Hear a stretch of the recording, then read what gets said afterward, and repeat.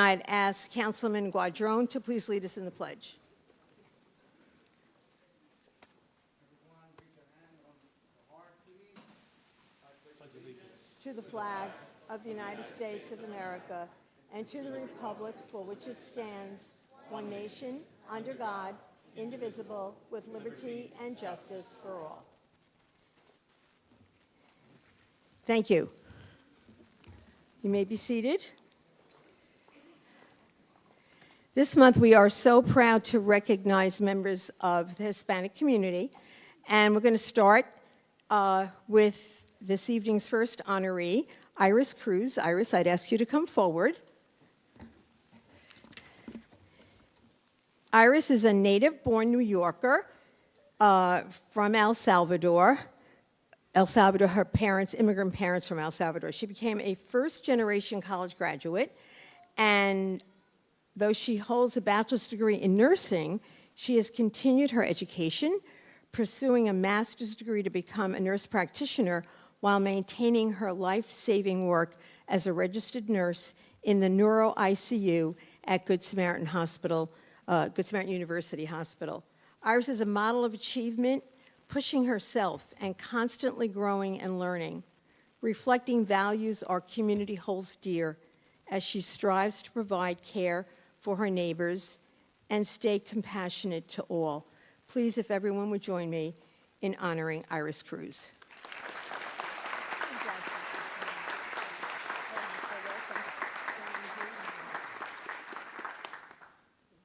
Congratulations. And if the members of the town board would come up, we'll do a group photo.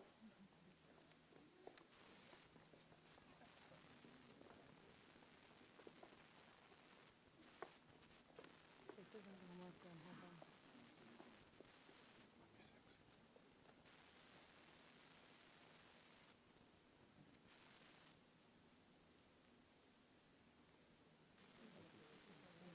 Congratulations. Yes, indeed. Yes.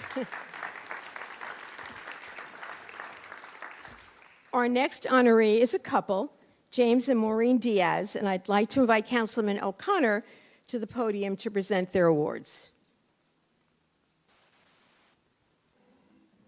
Reverend James and Maureen, if you would just stay there so you can see the ASL interpreter, okay? It gives me great pleasure as the town's chair of the Disability Advisory Board to recognize these next two individuals.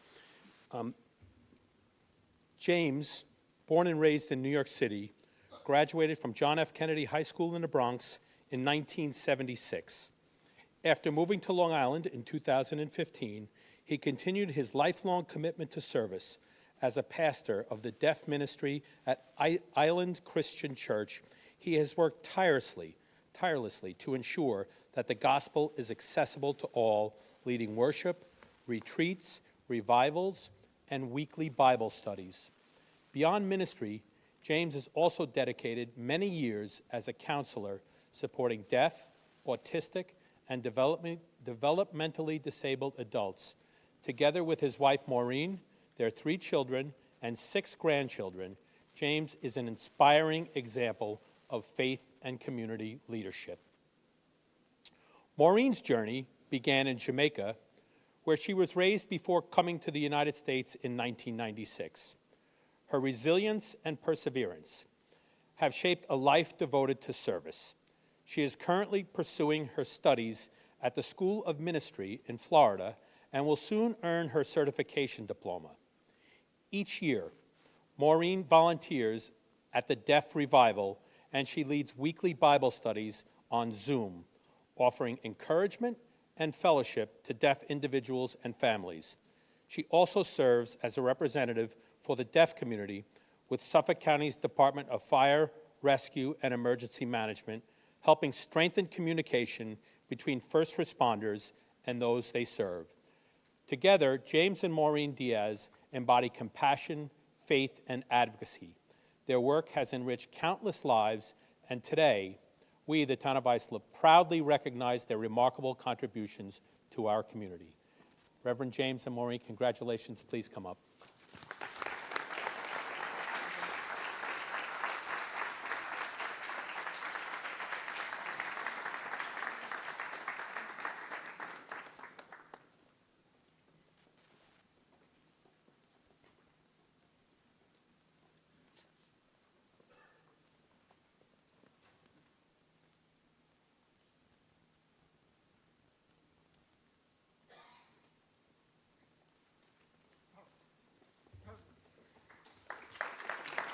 Congratulations.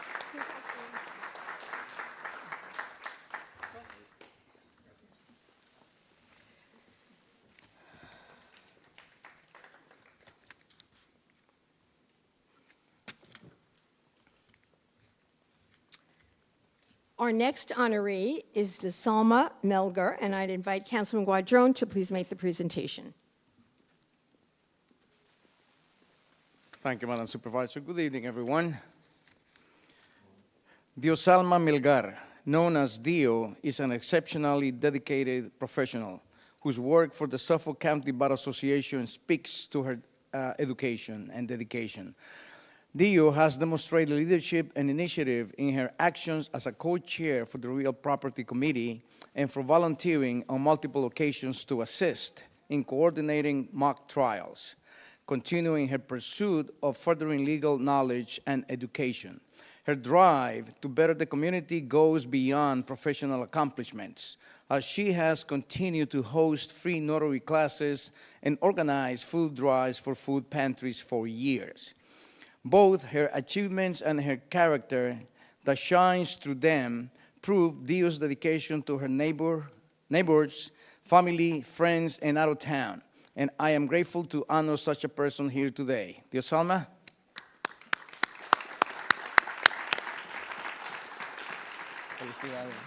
God bless you. God bless you.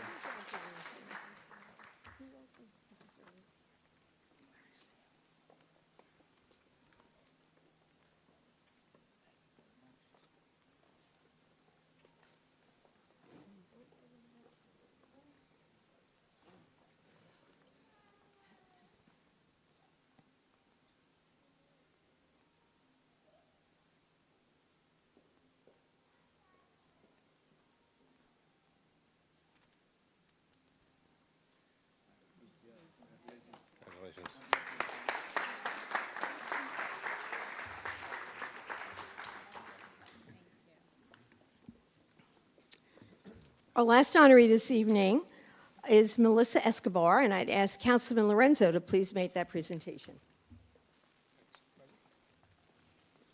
Good evening. A volunteer usher at St. Anne's Episcopal Church, Melissa Escobar is known for her contagious joy and commitment to her community. She welcomes members of the church and assists those in her community with warmth and kindness, helping in both English and Spanish. Melissa has become a cherished member of the church and her community at large. Melissa is trained to assist in physical, medical, and mental health emergencies and has showcased her dedication to helping others countless times. Let's take this moment to honor Melissa and all she does for our community together. Come on up, Melissa.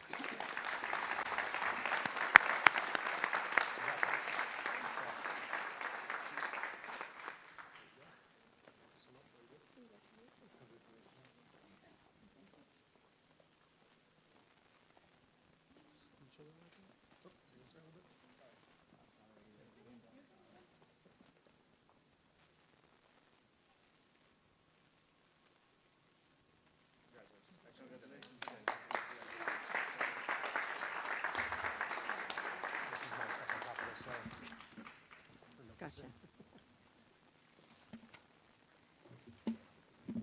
Let's hear it again for all of our honorees this evening.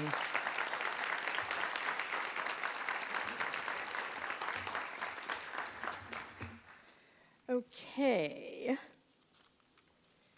Just a couple of announcements before we begin. September is National Recovery Month. Across Islip Town, you'll see purple banners of flags and ribbons and lights have been shining as a part of Islip Goes Purple, a month-long initiative to raise awareness of mental health and substance abuse disorder, as well as celebrate those in recovery. Earlier this month, we kicked off this awareness campaign with our annual cupola lighting at Town Hall, and just this past Sunday, we celebrated the initiative with our Healing Strides Walk for Recovery at the East Islip Marina Park. There are more events to come, and I just ask that you check the website. And we want to thank Marian Pfeiffer and the Youth Enrichment Services Organization for all of their efforts on this initiative. Also, a quick reminder that voting is underway for USA Today's Top 10 Best Reader's Choice Awards airports, small airports in the country. The voting continues until October 6th, and right now, Islip MacArthur Airport stands at number 2. So with your help, if you go online and vote, hopefully we will be number 1, as we know we are. Lastly, as we officially say goodbye to summer, it doesn't put an end to the fun here in Islip. There are so many activities happening, so please check the fall rec news, especially when we have our Fall Fest, the Apple Fest at Islip Grange on September 25th. Thank you so much, and we will get on with the meeting. What did I say? I stand corrected. It is October. October 25th. Thank you.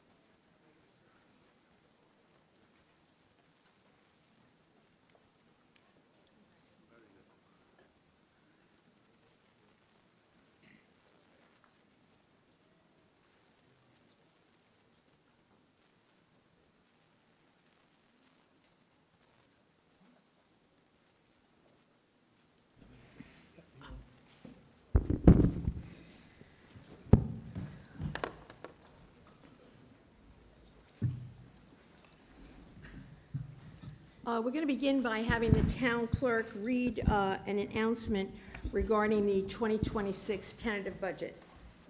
Good evening, Madam Supervisor and members of the Town Board. The tentative budget for 2026 has been filed in the office of the Town Clerk as required by New York State Town Law, Section 106, Subdivision 2. I am presenting to you the duly filed tentative budget at this scheduled public meeting pursuant to New York State Town Law, Section 106, Subdivision 3. Thank you. Thank you. We have 4 scheduled public hearings this evening for the board's consideration. I'd ask the town clerk to please read the first hearing notice. Thank you, Madam Supervisor. Item number 1, to consider amending the Town of Islip Uniform Traffic Code. Are there any questions or comments? I have no cards on this particular hearing. Is there a motion? I make a motion to close the public hearing, offer the resolution for its adoption. Second. We have a motion and a second. All those in favor? Aye. Opposed? It is approved. Hearing notice 2, please, Madam Clerk. Item number 2, to amend Islip Town Code, Section 68-457, moratorium for the development of battery energy storage systems.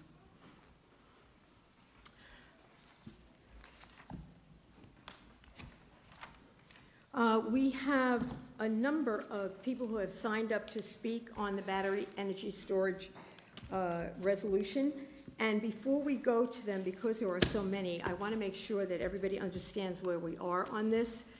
The Town of Islip Town Board previously extended the moratorium on battery energy storage systems through September 30th of 25. At the September 16th meeting, which is this evening, the Town Board is holding a public hearing to consider extending the moratorium period for an additional 12 months. The purpose of the moratorium is to allow the town more time to adequately study the safety and environmental concerns related to battery energy storage systems, how best to safeguard our community, first responders, and infrastructure in the face of BESS-related emergencies, and to draft a code amendment to ensure that these units, if they are to be permitted within the town, are constructed and operating safely with proper emergency protocols in place. In furtherance of this purpose, the town is carefully reviewing the updated New York State Fire Prevention and Building Code, which was recently approved by the state for adoption. Their Fire Prevention and Building Code Council adopted it, which we have anticipated an effective date of December 31st. So it will give us time to review this. But for tonight's meeting, the hearing will be to consider extending the moratorium for an additional 12 months. So then we will now move to the speakers who wish to tell us that we should extend the moratorium. So we heard you already, but we'll go to these. James Diaz.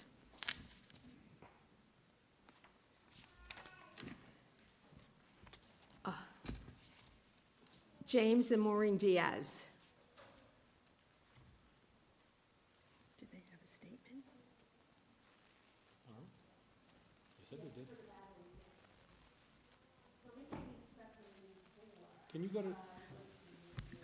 Could you, excuse me, I would ask that you go to the microphone so that everyone can hear you as you're.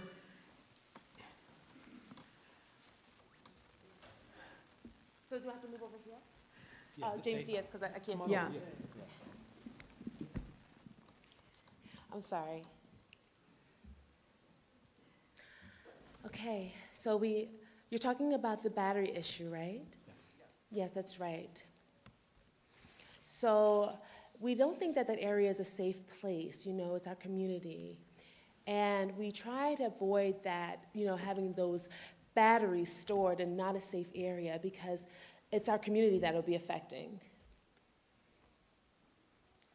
And also, there's several deaf people there and they don't know about that, the new battery safety. They have no idea about the battery safety. Now, 1 second, I'm just gonna hold.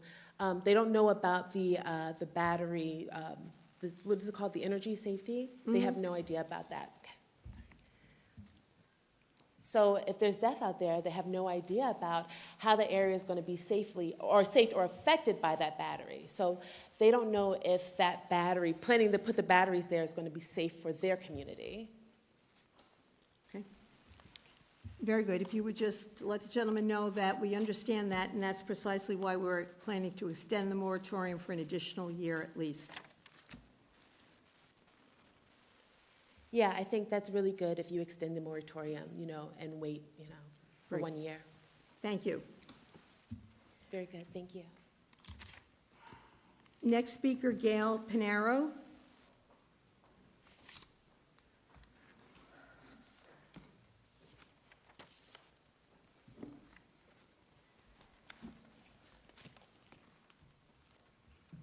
Good evening. My name is Gail Pinero, and I live less than a half a mile from the proposed battery energy storage site on Rabro Drive. I'm not against renewable energy, but this project is dangerously close to homes, schools, and businesses, including Hirsch Fuel, BP Gas, Suffolk Bar Association, and companies in the Hauppauge Industrial Park. A fire or explosion here would not stay contained. It could ripple through our community, endangering lives, property, and infrastructure. This site also sits right off of Route 111 and near the LIE. In an emergency, limited egress could be trapping commuters and first responders. And even without fire, these systems vent toxic gases like hydrogen fluoride, gases that can kill in high concentrations and force mass evacuations. Families like mine, less than half a mile away, would most certainly be ordered to leave, with Route 111 and LIE becoming choke points. Tonight, the board is considering extending the moratorium on BESS until September 30th, 2026. That moratorium was enacted after fires in Jefferson, Orange, and Suffolk counties raised alarms. The town has already acknowledged this technology still in its infancy, with the risk of toxic emissions, fire suppression failures, and groundwater contamination. The board is also preparing to amend chapters 36 and 68 of the town code, proof that the current laws do not yet protect residents, first responders, or our environment. If the rules are being rewritten because risks remain unresolved, it is reckless to let this project move forward now. Because this is a standalone battery plant, not a generational project, the state's fast-track sitting law does not automatically apply. Local law governs here, and that means the decision is yours. You have the authority and the obligation to put the safety of the residents ahead of the developers. A moratorium and zoning code must stand as the law unless Albany forcibly takes that power away. EPA Administrator Lee Zeldin has said that calling a technology green energy does not mean that there are no environmental impacts. Senator Maria Matera has stated clearly that we cannot have these energy storage facilities in our neighborhood. We need renewable solutions, but not at the cost of safety. I urge this board to extend the moratorium, strengthen the code, and reject or pause this proposal until a safer site is found. Our community deserves progress that does not compromise health and safety. Thank you. Thank you. Chris Panzia. Chris Panzia. And Melissa Parrott is the next speaker on deck, so be ready.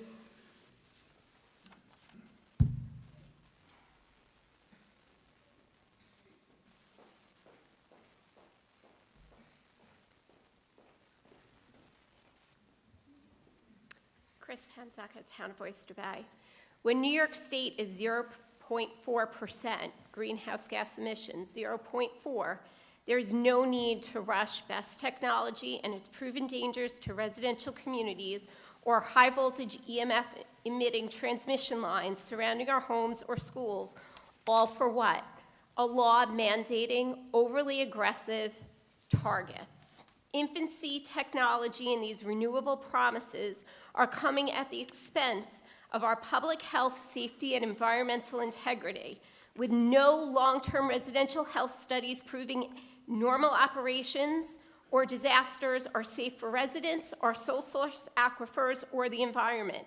Do not let lobbyists, PE firms, and LLCs be irresponsible, pushing their dangers on our communities for their profits. Why marry us to first-generation technology for years to come that will become pre-existing non-conforming when we could wait for better, safer technology which is being explored? Doreen Harris of NYSERDA has a ban in her town on these technologies. This rush to development should cause everyone pause, and we need you to protect residents of this community and ban with other townships that are protecting their residents. Time and time again, nothing prevents best fires. The new fire safety standards don't address the root cause of the problem or do anything to protect us. The batteries are unstable TNT, toxic, noxious, ticking time bombs. It's not a matter of if, it's a matter of when.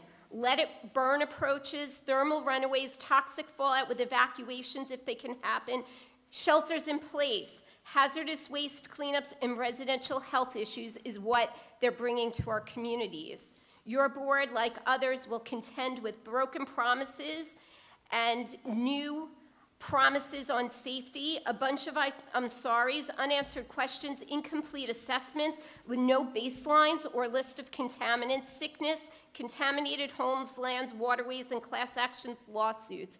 Don't let this horror happen to local human lives, the environment, or our aquifers of Long Island. This technology is not ready for prime time. Please stop these projects, oppose the Rapid Act, and keep control local where it belongs.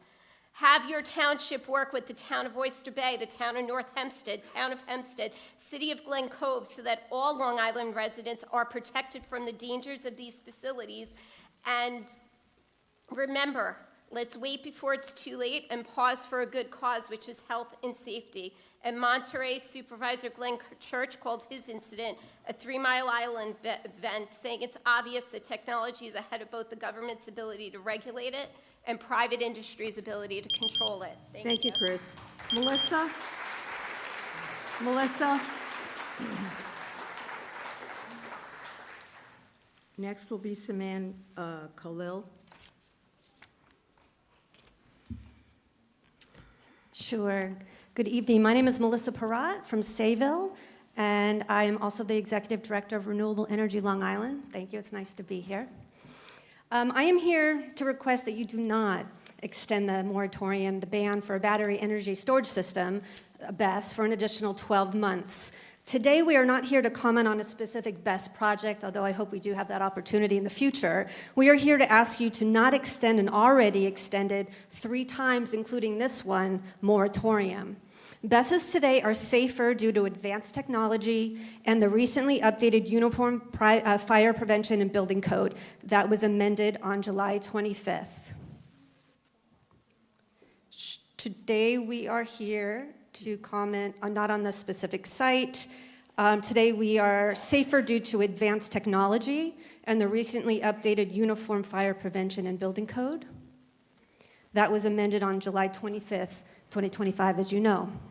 In fact, the failure rate has dropped 98% from 2018 to 2024, and lessons learned from early failures have incorporated into the latest designs and best practices. These statistics show us how much safer BESS has become and the urgent need for a backup power plant. Our energy use is increasing for a multitude of reasons, including AI, population growth, etc., and it's becoming clear we need a reliable energy backup. The best fire codes that are in place right now and the technology created in place right now are designed to reduce any issues and to put out those fires without incident to the surrounding area and population if they occur. Instead of enacting another moratorium, the town needs to instead enact an updated zoning code that lowers the risk of fire danger even more so we can move forward. BESS allows energy, renewable and natural gas, to be stored and transmitted when needed. Let energy stay on the grid instead of being lost. BESS also replaces the use of these peaker plants, which start up quickly to stabilize the grid during peak demand, but are also major polluters to our air quality. Having BESS significantly lowers CO2 and noxious emissions, significant for human health and to mitigate climate change. The town of Islip has twice adopted and extended moratoriums. The March 25th extension was approved by the Planning Commission on the condition that Islip appear after 3 months to report on progress with updates to their code for BESS facilities.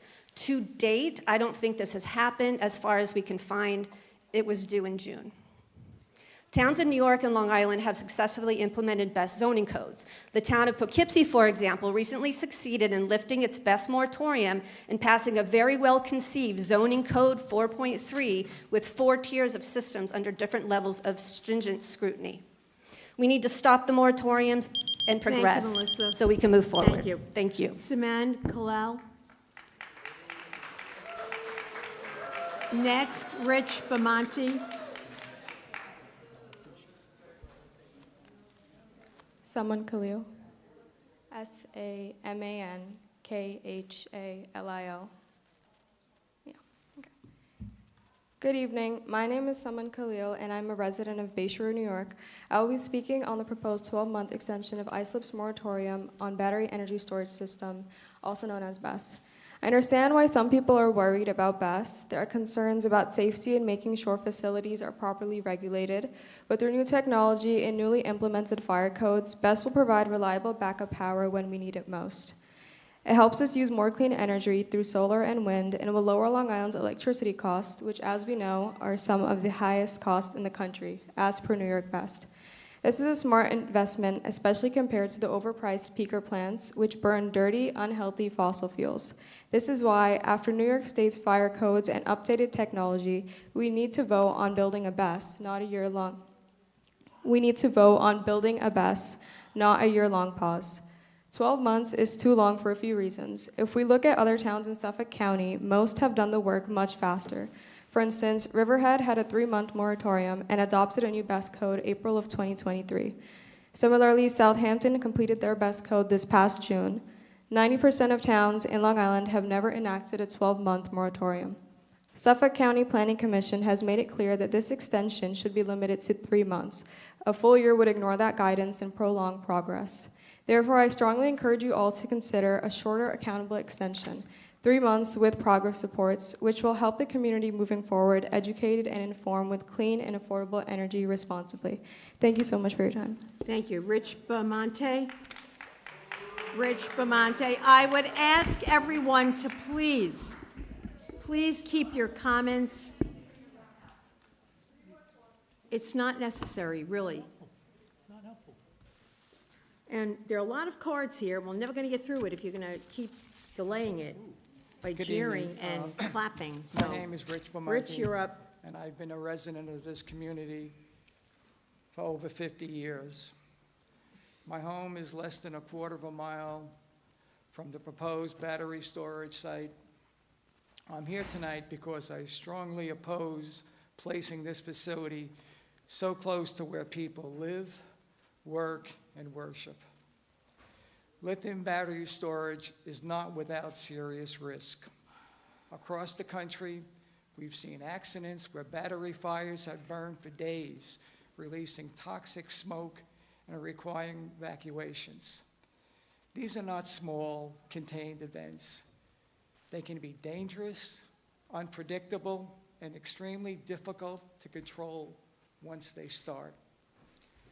What concerns me most in this location is this location. This site is surrounded by homes, schools, business, and even a church. If an accident were to occur here, it could put thousands of people at risk in a matter of minutes. Emergency responders would face enormous challenges protecting our community.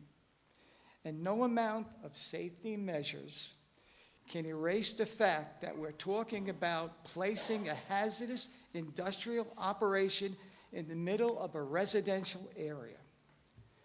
I am not against renewable energy or technology. I am against putting a high-risk facility in the wrong place. There are safer, more suitable sites that are not next to neighborhoods, schools, or places where families gather. After decades of living here, I care deeply about the safety and future of this community. I ask you to do the right thing. Protect the people who live here and look elsewhere for this project. Thank you. Thank you, Rich. Next speaker, Philip Buechler. Philip. Followed by Tammy Palmieri.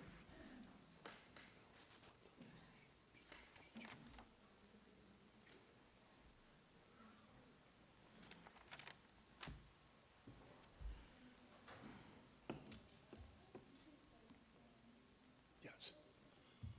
My name is Philip Buechler, P-H-I-L-L-I-P, last name B-U-E-C-H-L-E-R. Good evening. My name is Philip Buechler, and I proudly represent the members of IBEW Local 1049. Thank you, Supervisor Carpenter and members of the Town Board, for the opportunity to testify today.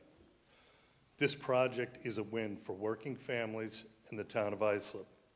It will generate more than $3 million in new revenue for the town over its lifetime. It will be built by Long Island union workers using local materials, supporting tens of millions of dollars in wages and investment right here in our community. These are family-sustaining jobs that keep our economy strong and our members working close to home. At the same time, Long Islanders are paying over $470 million a year to keep outdated peaking plants online. That's 3 times what other New Yorkers pay. Battery storage will help reduce these costs by delivering more power more quickly and efficiently when the grid is under stress. In closing, this project means good jobs, new revenue, lower costs, and stronger reliability. On behalf of Local 1049 IBEW, I urge you to lift the moratorium and say yes to BESS. Thank you. Thank you. Tammy. Good evening, Tammy Palmieri from the great town of Babylon. We are hopeful. You are extending Islip's moratorium on lithium BESS. Why? Because researchers in the industry, as well as insurance companies, say the battery chemistry is inherently dangerous, and there are no fire codes that are going to change that, and fire suppression systems fail. I am submitting to the board a report by Global UBE Insurance that identifies key risks, including design flaws and inadequate safety mechanisms. It goes on to say, the risks present complex challenges for BESS businesses and insurers, which is interesting. Reading through the state's BESS guidebook, model law, and updated fire codes,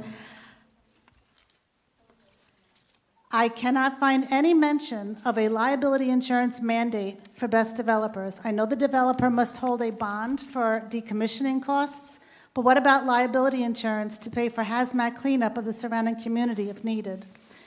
In such a densely populated area, how do you even put a number on that policy coverage? What if the developer files bankruptcy, like a best manufacturer, Powen, did recently, who, by the way, manufactured the best that went on fire in Warwick and also in Idaho, using lithium iron phosphate batteries, the same battery chemistry proposed for the Vabro site.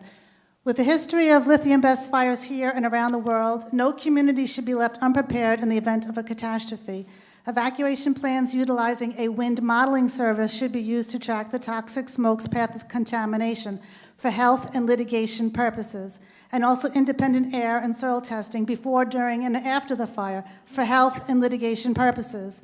Moreover, decontamination plans for our firefighters and trucks that will be so close to the toxic smoke. Shame on New York State, of all places, for exposing our heroes to another toxic nightmare. Or will firefighters be told the great big lie once again that the air is safe? We will never forget. I understand the legal roadblocks that the Rapid Act has put in preventing a best ban here. Again, shame on New York State, but if lithium best developers understood the gravity of liability and responsibility to community, they may think twice about this reckless endangerment. There are better, safer batteries in the horizon. My last comment is about your moratorium ordinance, Section G, titled Applications That May Be Exempted from this moratorium. Line 2C reads, the planning board shall consider the proximity of a proposed BESS to residential areas, schools, etc. To ease your constituents' minds here tonight, can the board state tonight that a 79 megawatt lithium BESS on Rabro Drive is not within acceptable proximity to homes and schools, and therefore not allowed an exemption from this moratorium? I'm sure they'd really appreciate it. Thank you. Thank you. Mario Ferreri. Mario. And next will be John DeGeese.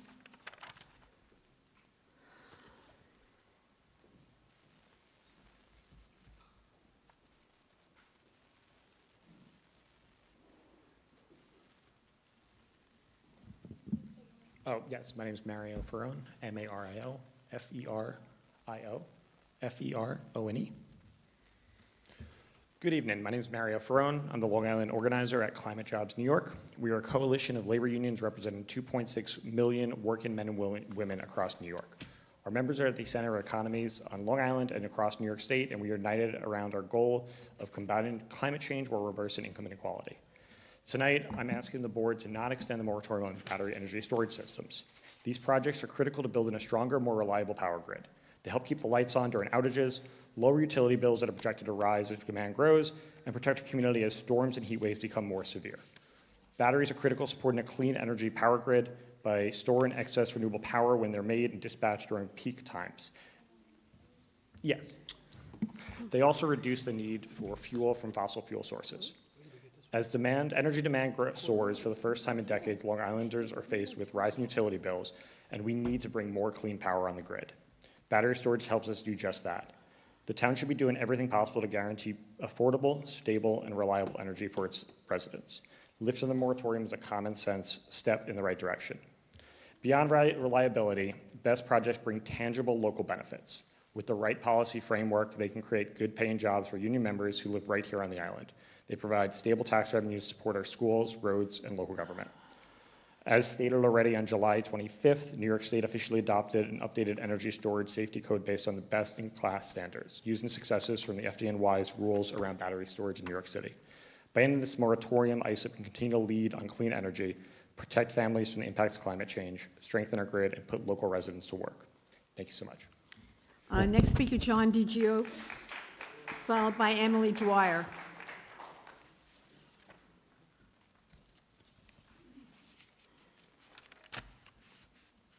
Hello, and thank you again for the opportunity to speak. John DeGiose, D-I-G-I-O-S-E. I'm in favor of the board extending the moratorium. My wife said to me, are you going to prepare anything to speak tonight? I said, no, I'm going to listen to what everybody else has to say, and I'm going to comment on it. Somebody commented that there's a 98% safety for these facilities now, with all the new technology and everything.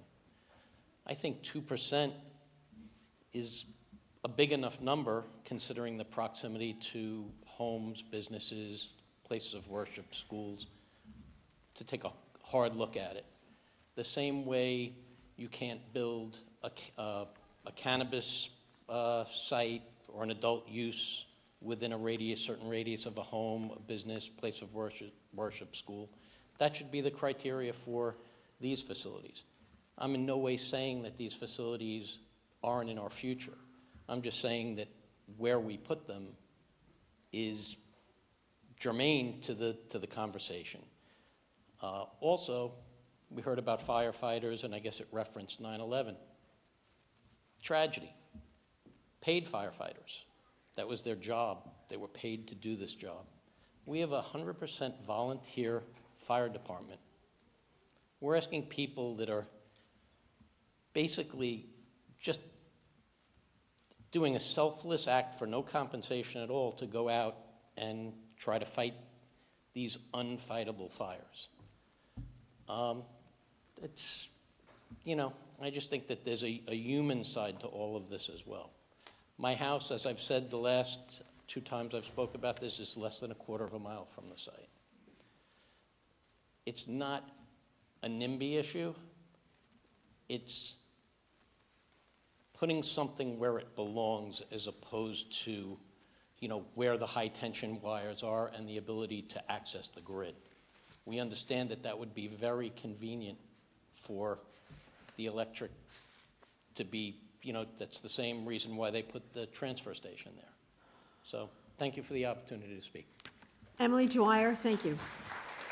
Followed by Dawn Marie DiGios.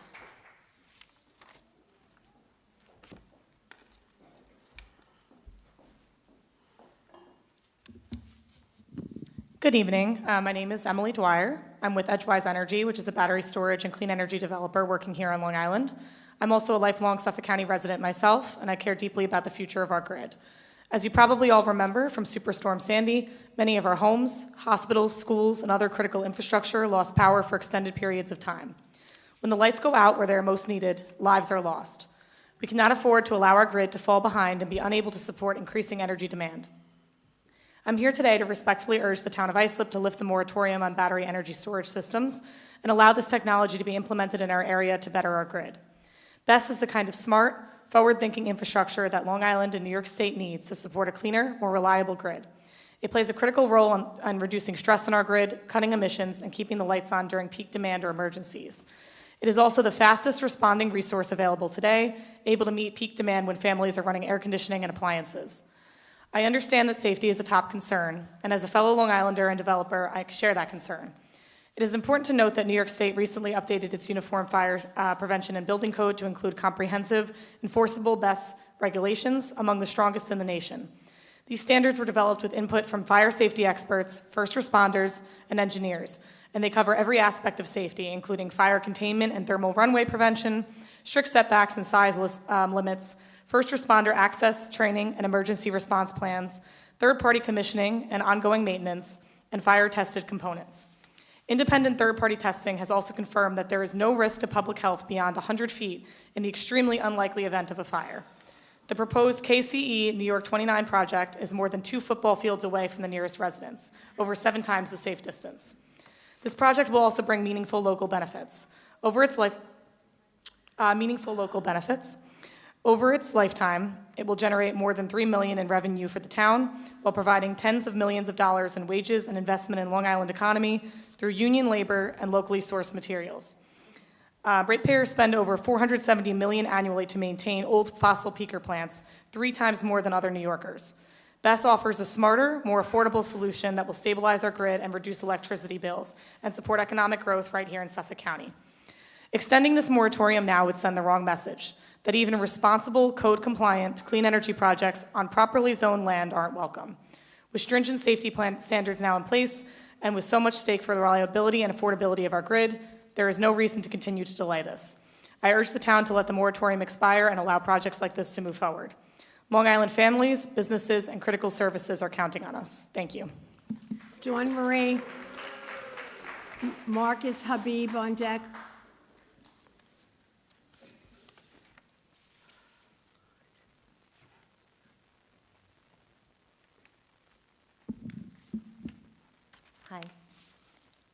simple Google search.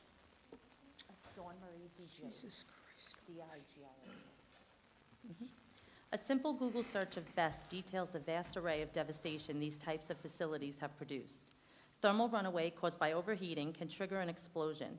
The Hauppauge Industrial Park is home for many businesses, some using flammable chemicals, and any risk of explosion from this type of facility could ignite a chain reaction of epic proportions. This would put the community at risk. Additionally, with wooded areas nearby, any fire would spread quickly and provide additional threats of destruction to our area and the surrounding areas as well. The difficulty to contain or extinguish a fire from a lithium-ion battery plant involves evacuating the area and waiting for the fire to burn out, as these fires can reignite hours or even days later, increasing the destruction to anyone or anything around it.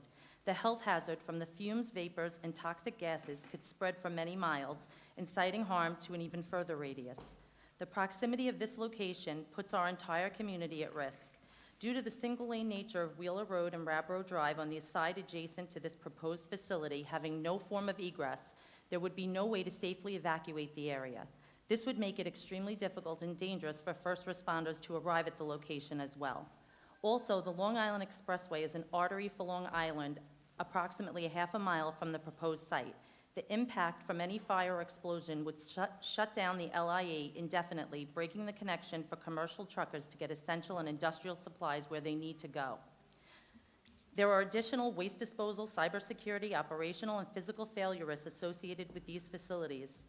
At the last meeting, few who spoke out in favor of this facility did not reside in Hauppauge or in the town of Islip. My hope is that you will listen to us, the residents, the Hauppauge School Board, and the Hauppauge Fire Department, as we will be directly impacted by this, not those with an alternate agenda. Thank you for your time. Marcus Habib. Brian Michaels on deck. Good evening. I'm Marcus Habib. I live at Rollingwood Court. We are about 200 yards from the proposed site of this facility. Now, myself and my neighbors are not happy about an idea like this. There are about 25 deaths so far because of lithium in this country. I'm not saying that there's going to be a fire tomorrow morning. The question is not if, it's when. They tried that in India, in Bhopal, the Union Carbide. 10 years after, there was a fire. 500,000 people got killed. Now, I'm not saying new technology is not good. New technologies are great. But we, Hauppauge and the town of Islip, should not be the guinea pig for such technology. I think they can try it in a desert or somewhere else where, but the idea of putting such a thing close proximity of schools, highways. We have one highway in Long Island Express, under normal circumstances on any given day. It's so difficult to traverse on that highway from Riverhead to Queens. Imagine if an accident happened. What happens to the people there? We can't get out. And beyond that, as I said, technologies have tried before. Accidents happen. It doesn't mean that it will happen tomorrow morning, but it will happen. And the question is when, as one of the other speakers said. And you don't want this to happen like Bhopal, India, where 500,000 people get killed because of something that we don't know about. Just regular EV batteries, it takes 2 weeks before they can out the fire on these cars.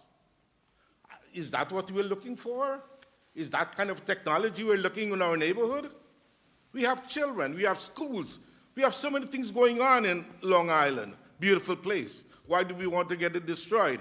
Because some business people give politicians and the Democratic in Albany money? Is that what you want? I don't think so. I think everybody here should be against this. Thank you very much. Brian Michaels. Scott Monroe on deck. Good evening, Supervisor Carpenter and the members of the Town Council. My name is Brian Michaels, and I'm a member of the Hauppauge School Board of Education. I'm here as a local resident, Little League coach, and most importantly, a father of 2 children that attend a school not too far away from the proposed BEST site on Railroad Drive.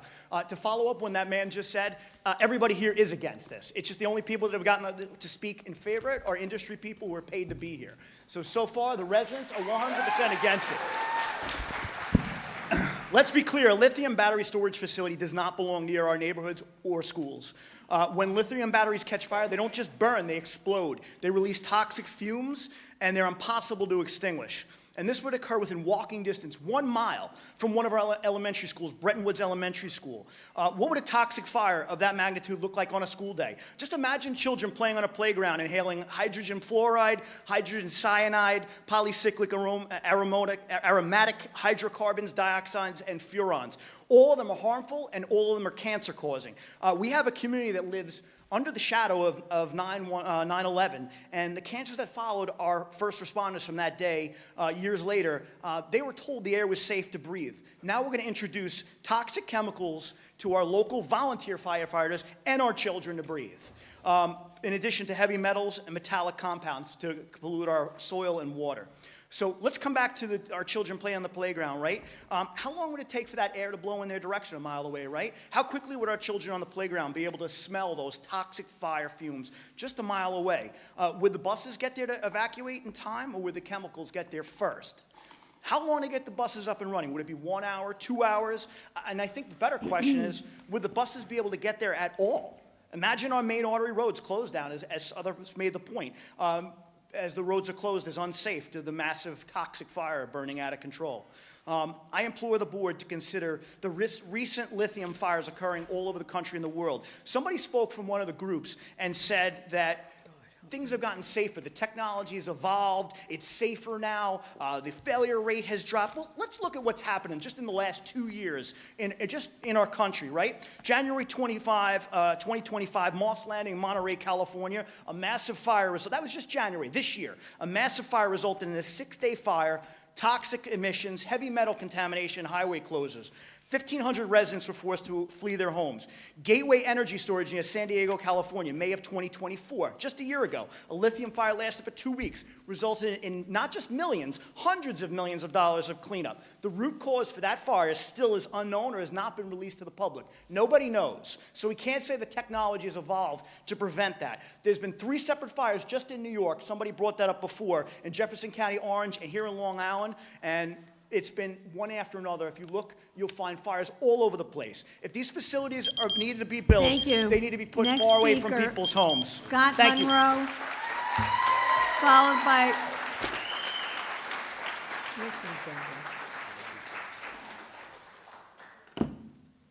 Scott Monroe, followed by Louis Sarah. You see you brought your fan club. Scott Monroe, MUNRO. Good evening, members of the board. I'm Scott Monroe, Commissioner at the Hauppauge Fire District, and a proud 5th-generation resident of Hauppauge. The safety and well-being of our residents is our top priority. Tonight, we are here to express strong opposition to the proposed 79-megawatt lithium-ion battery storage facility. I'd like to highlight 2 critical concerns. First, location. Research shows that distance and time are crucial in lithium battery fires, requiring area security and prolonged fire management. This makes location paramount, considering the toxic emissions and water runoff that would impact on our surrounding residents.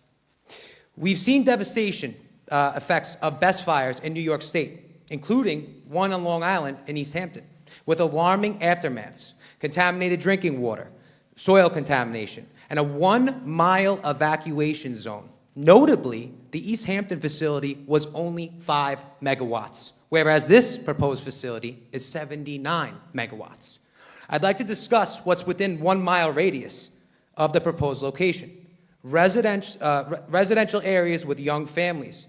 Bretton Woods Elementary School, educating over 500 students, grades K through 5.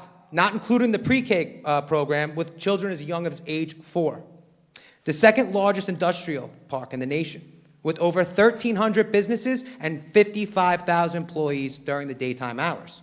Secondly, I want to discuss resources and emergency response. These battery fires can burn for up to days, even weeks, requiring extensive resources and personnel. Our 130-member volunteer fire department would face significant challenges in managing an event, including evacuating thousands of residents, students, and potential employees, managing prolonged firefighting efforts, and having to divert resources from other emergency responses. Moreover, relying on mutual aids from surrounding fire departments has the potential to compromise response times and effectiveness with seconds to count.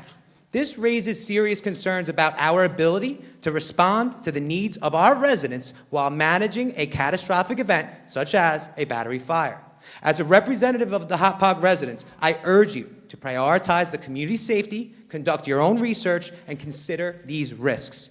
Recently, we hosted EPA Administrator Lee Zeldin at a press conference, and his message aligned with ours. Local issues deserve local solutions. The Hauppauge Fire District, as well as the school district, stand united in opposition, sharing valid concerns. I sincerely hope you take our concerns seriously and, above everything, prioritize the well-being of our town residents. Keeping all this in mind, I ask that you extend the moratorium and consider enacting zoning regulations to ban these facilities like this near our residents and schools. Louis Sarah, followed by Joe Stallone.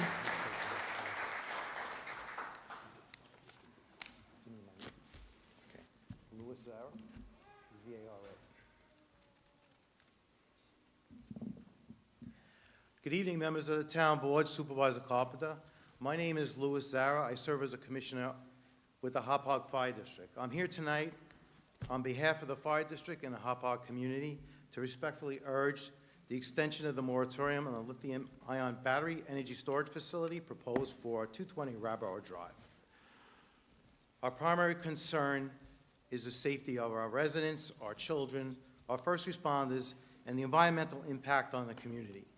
The proposed site is dangerously close to the Bretton Woods Elementary School, St. Thomas More Church, HYO athletic fields, headwaters to the Nesquag River, and a critical juncture of the Long Island Expressway and Route 111.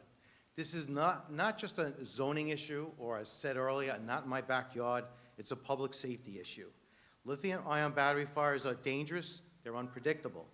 Fires at BESS facilities have lasted days, they release toxins into the air and require extensive environmental cleanups.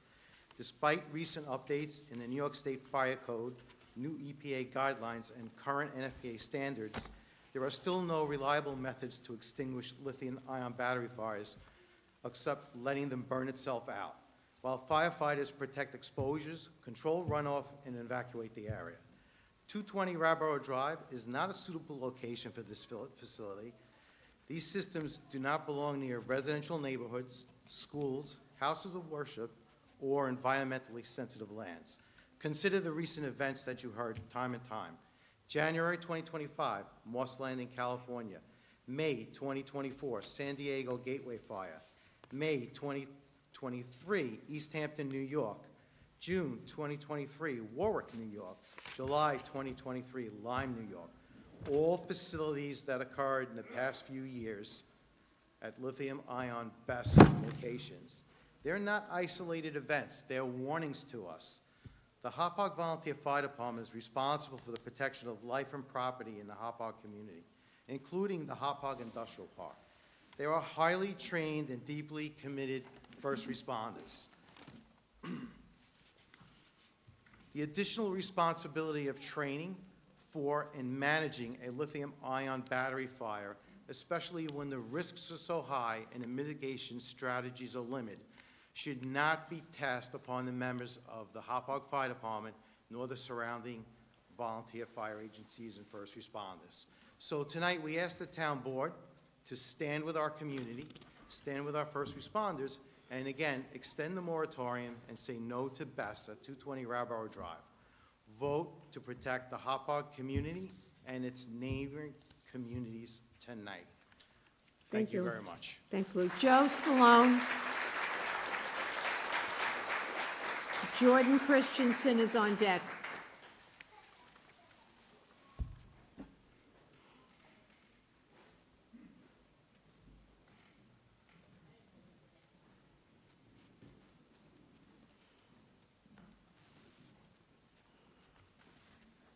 Joseph Stallone, S-T-A-L-L-O-N-E. Good evening, members of the board. My name is Joseph Stallone. I'm here on behalf of the New York League of Conservation Voters. I'm here to speak in opposition to an extension of the moratorium on battery energy storage. Our position is that these facilities are an essential part of the clean energy transition and will help our region meet its growing energy demands. Our organization is determined to see New York move away from a fossil fuel economy, and that means promoting the transition to a cleaner and more sustainable forms of energy. With the urgent threat of climate change, as well as the region's increasing energy demands, it's crucial to build energy infrastructure that is both resilient and reliable for our communities. NYLCV believes that battery energy storage is a practical solution for storing and using intermittent energy sources. Battery energy storage systems will make Long Island's energy systems more resilient and help stabilize the power grid during extreme weather, while ensuring energy could be utilized when it's needed most. These systems will help serve the community during excessive heat days, assist in replacing dirty peaker plants, and support the addition of clean energy into our grid. We recognize that there are concerns regarding the safety and location of these facilities. But we also know that between 2017 and 2022, U.S. energy storage deployments increased by more than 18 times, and during this time, codes and standards regulating energy storage systems have rapidly evolved to better address safety concerns. In fact, the state's Fire Prevention and Building Code Council recently released new regulations that implement some of the strictest fire safety codes in the nation. This, coupled with the industry's commitment to proper safety precautions, ISLIP can rest assured knowing that these facilities can be built safely and operated safely, especially since neighboring towns such as Brookhaven have adopted regulations and have been able to build these facilities to support their energy infrastructure. We are committed to serving the people of Long Island and see the implementation of these systems as an integral step in creating a cleaner, safer, and more resilient energy future for ISLIP. We ask that you do not extend this moratorium, and that if you are to put one in place, that it is as short as possible, since the state fire codes will be in effect by this January. Thank you for the opportunity to comment today. Jordan Christensen, thank you. Jordan Christensen and Edward Sandin, please be ready to come up next.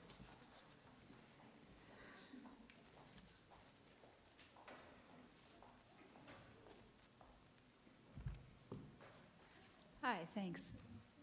Jordan Christensen. I'm with Citizens Campaign for the Environment. We're a 120,000 member nonprofit working to protect public health and the environment throughout New York. We have been committed to transitioning off of fossil fuels and towards renewable energy to combat climate change. And we believe that BESS is a critical part of our energy mix moving forward. We understand why the town put the initial moratorium on. We, in fact, supported the initial moratoriums with the understanding that it would be to update the zoning codes, do research, figure out how to properly site these facilities in communities. However, now we've seen several extensions, and what we don't want to see is a continued stall of this critical technology. We've become a leader in offshore wind. We're becoming a leader in solar. We're moving forward with a lot of renewable energy. Can you hear me? Yes. Sorry. Okay, so we've become a leader in offshore wind, we're becoming a leader in solar, but we also need battery storage as a component of our transition away from fossil fuels. You know, our peaker plants have been in our communities for decades, harming public health, damaging our air quality, and we've had enough at this point. With BESS, we have no emissions, we can have cleaner air, healthier communities, and increased reliability. So, you know, this summer we saw the brownouts happening during the heat wave, not just in New York, but around the nation. We saw in some states like Texas that have BESS actually increase grid resiliency during their heat waves. We're going to see a 50 to 90% increase in our energy demand here in New York over, you know, the next 20 years. We are going to see more hotter summers. We are going to see more extreme weather events. We need the technology to meet that demand, and it's either going to be renewables or it's going to be fossil fuels. So we would ask that you don't move forward with a 12-month extension on the BESS moratorium, and instead work to move forward to create the proper codes so that we can have well-sited, environmentally responsible projects move forward. Thank you. Edward. Next up is Kelly Scott.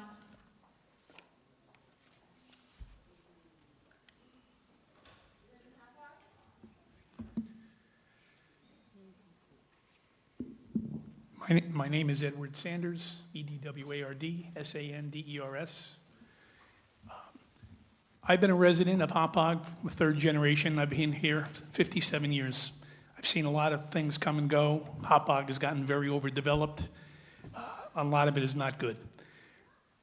I can't live with a 98% rate. The other 2% is what's going to kill us. Besides all the other very important things that everyone here in this room has said about all the features and the things in the schools and the daycare centers and the churches, we're missing another very, very big point, which I brought up at the last meeting. The Northville pipeline runs along 22 miles of the Long Island Expressway from Oyster Bay down the North Service Road, backing up residential neighborhoods, the gas stations, the fuel depot that's on 111 and Kings, and all these other buildings. And then it goes all the way out to Route 112 and goes up into Belmead, where they had the infamous Northville spill. In that pipeline, they push oil, propane, gasoline, and other things through there. If this fire goes off and explodes, and it's not a matter of if, it's a matter of when, it's going to happen. Look at all the smoke we had here in our community over the last couple of years from the fires in Canada. We can't, the fire department brought up great points, we can't evacuate our people, because if a disaster happens at that building and we are able to get the buses there to get the children and the people out, what are they going to do? Take them to the neighborhoods in which they live? No, we can't do this. This is insane. This location, I'm for technology as well. However, this is a ridiculous location to put this building. There's just no safety factor. Not to mention, it's going to destroy the values of people's homes. People buy homes so they can live there, someday retire and sell their home. You know what's going to happen to the price of homes in our community? It's going to be garbage. This is not a safe thing to happen. Our fire department can't put out a Tesla when it goes on fire. People have died in our community from bicycles that go on fire inside of someone's garage or in an apartment building. This is something that we just can't let happen here.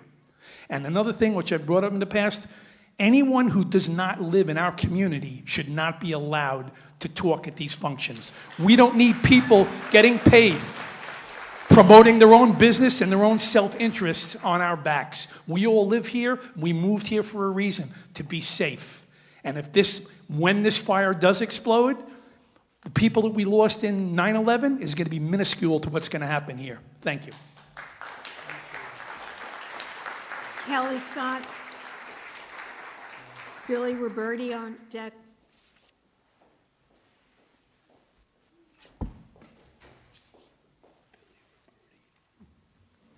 Good evening. My name is Kelly Scott. I spoke to you last month. S-C-O-T-T. I thank you for the opportunity to speak. I stand here on behalf of concerned residents of Hauppauge who are united in opposition to this proposed BESS facility in our community. While we understand the need for renewable energy solutions, we cannot accept this project in its current form or in its location. It places our families, our children, our neighborhoods at unnecessary risks. These battery energy storage facilities are not without hazard. They come with fire hazards, toxic emissions, and explosions that have been documented at other sites across our country. Placing such a facility near our homes, our schools, our businesses is simply unacceptable. You're not just affecting the safety of our children, but 55,000 people that work in our industrial park, and safety must come before profits in our neighborhood. Our governor has chosen this very brazen policy to move forward with this green energy idea with no regard for the communities who will be forced to shoulder the danger. It shows a shocking lack of common sense. Instead of strengthening infrastructure in ways that protect people, this approach creates this, what I can only call the big green machine, a system designed to claim progress while jeopardizing the lives of our fire department, our volunteers who do not have to do what they do. This is not leadership. This is not responsible governance. This is not just my voice. It is the collective voice of our community. I started a petition on change.org, which I sent to some of you. Not all of you were on there, but our community opposes this. I have and would like to be entered into the public record a petition of 537 signatures on our petition that just was started a week ago that opposes this in our community. Every single signature represents a family who wants to feel safe in their home, a parent who wants their children to be able to go to school without this danger, and taxpayers that expect each and every one of you to prioritize public welfare in our community over corporate convenience and greed. The message is clear. Hauppauge does not want this facility. Our community is engaged. We are paying attention to what you guys do here, and we will not have our health, our safety compromised for the sake of political optics. I urge you as leaders and decision makers to hear us and act in our best interest. Keep government local. We are not a community who prides ourselves in progress over people. We cannot sacrifice the community safety for this corporate convenience and greed. Thank you. Billy Roberti, Greg Pepe on deck. Billy Roberti. All right, Greg, you're up.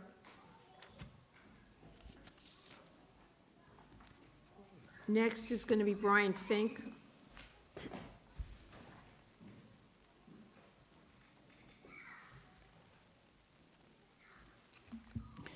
Greg Pepe, ISLIP resident.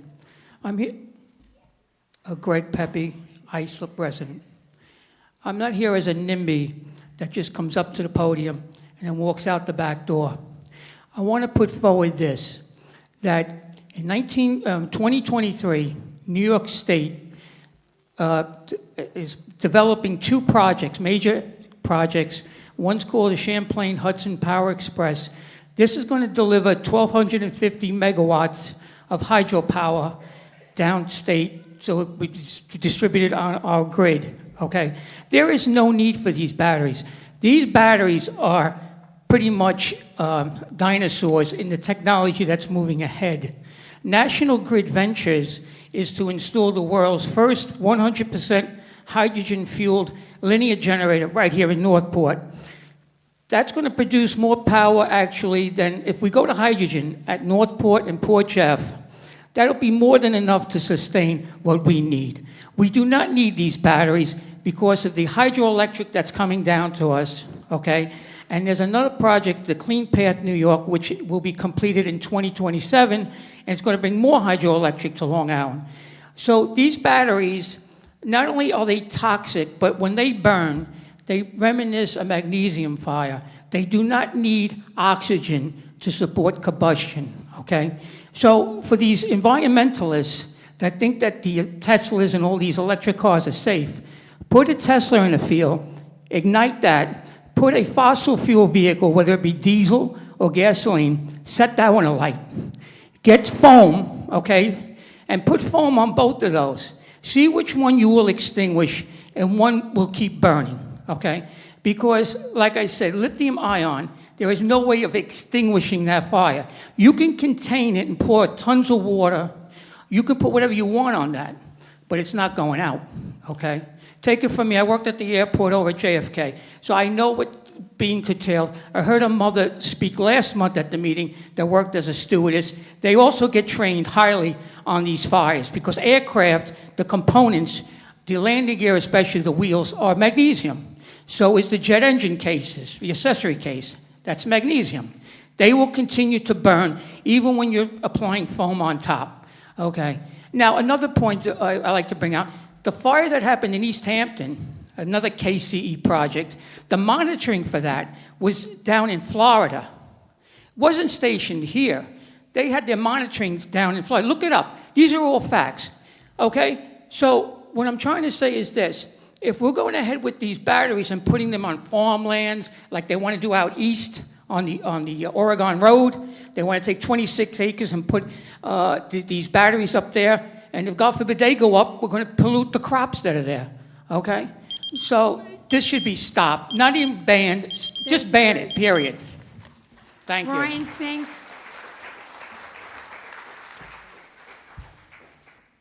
Luca Yu is on deck. Good evening. My name is Brian Fink. I'm a retired battalion chief from New York City. And since my retirement roughly 3 years ago, I've been going around the country training firefighters on responding to these type of facilities. And I know what you're going through. Every community I go to, they all have the same concerns as Hauppauge does. I think if you decide to allow batteries into your community, there's some major questions you should be asking about these projects. One being, is it an indoor facility or an outdoor facility? Because the larger, longer duration fires that have occurred around the country and around the world have been indoor facilities. The reason for that is because they put open racks of batteries inside of structures. They have to protect those structures with sprinkler systems. When those sprinkler systems activate because of a thermal runaway event, it spreads the fire. It doesn't stop the fire. It shorts out more and more racks of batteries, and it ends up involving the whole structure. Moss Landing, Gateway, East Hampton, all indoor facilities. Outdoor storage is different in that it's individual containers on a lot. I would follow the New York State code. The new code is one of the most stringent in the country. It will address distances between containers, setback distances, as does the new EPA guidance on these facilities as well. In an outdoor facility, you have a limited amount of batteries in each container. That's why those events, when they occur in outdoor storage, is one container of batteries rather than thousands of racks of batteries inside of an indoor facility. The EPA guidance on isolation distances from a battery fire at one of these facilities is 330 feet. I know they talk about setback distances. Right now, NFPA 855, which regulates battery storage, the setback distance is 10 feet. To make it a remote site, it's 100 feet. EPA recommends 330 feet for their isolation zone. I think that's a good distance to use as your starting point if you're going to allow energy storage in your community. I'll be around after the meeting if anybody would like to ask additional questions about any of this. And I hope you continue to research and make good decisions based on science. Thank you. Thank you, Brian. Luna, you. And next on deck is Joseph Iannucci. My name is Billy Roberti. That's like Robert with an I at the end. I live in Huntington, and I'm a renewable energy consultant. Thank you for allowing me to speak today in favor of ending the moratorium. I have looked deeply and impartially into the battery storage issue because safety is my first priority. I am very far from rich, but I want clean air and clean water. We need to stop burning fuel. As a result, my husband and I have done what we can ourselves since we plan to age in our house. We invested in renewables, switching from heating oil to a geothermal heat pump and adding rooftop solar. When I can't dry my laundry or my clothesline, I use our heat pump dryer. Doing all of this is how I got into this line of business. 15 years later, our annual utility bills have risen to the same level they were in 2009. I understand some are afraid of new technology. It rarely starts off problem-free, but it ends up that way, and then people take it for granted. Battery energy storage systems, BESS, designers and installers have learned from past mistakes like Moss Landing. New York State recently updated its fire codes requiring independent engineering review, continuous 24/7 monitoring by video, and an emergency response plan developed with local fire departments. The new designs don't house the batteries in buildings as they were in the past. They are factory installed in cabinets that look like oversized school lockers in shipping containers that are trucked in one piece to the site. These containers are stored outside in rows. They are safe. Again, compartmentalization limits fires. There is a small, very vocal minority of Long Islanders who are fearful of BESS based on old designs. There is a silent majority who do not come to hearings, do not sign petitions, and just want affordable and reliable energy. For that, we need BESS. BESS is needed to make the best use of solar and wind, but energy storage is not exclusively for renewables. Caithness, the gas-fired power plant in Yaphank, is planning to install one. Why? Because it improves grid resiliency and makes electricity cheaper during peak demand than it would be without it. PSEG's new time of day rates charge twice as much for electricity used during peak as the rest of the day. Everyone needs this. I wish Huntington would end its knee-jerk moratorium, but no company has shown interest in putting BESS there. There are benefits for Islip, economic growth, tax revenues for schools, and an increase in town revenue by $3 million over this one project's lifetime. Show the way, Islip, and reap the benefits like Brookhaven does. You have the opportunity to show leadership by ending your moratorium. Really, you, Welcome, you're BESS. next.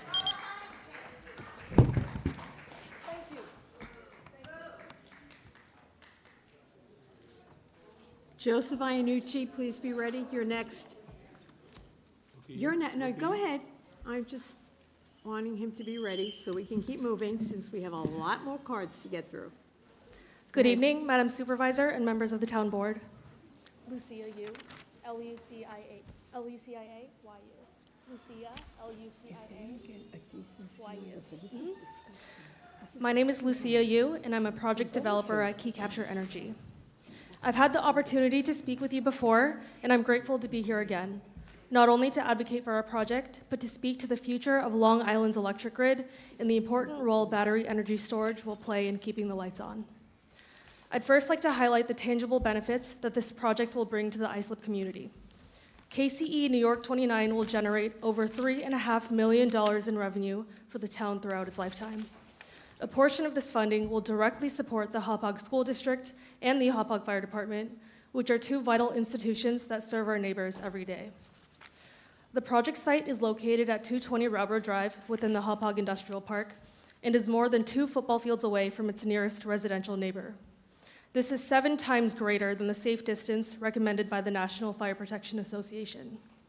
Furthermore, the project fully complies with siting and permitting guidance for BESS facilities recently issued by the EPA under the Trump administration. As members of the Hauppauge Industrial Association and a tax-paying entity within the town of Islip, KCE is committed to being responsible stewards of this community.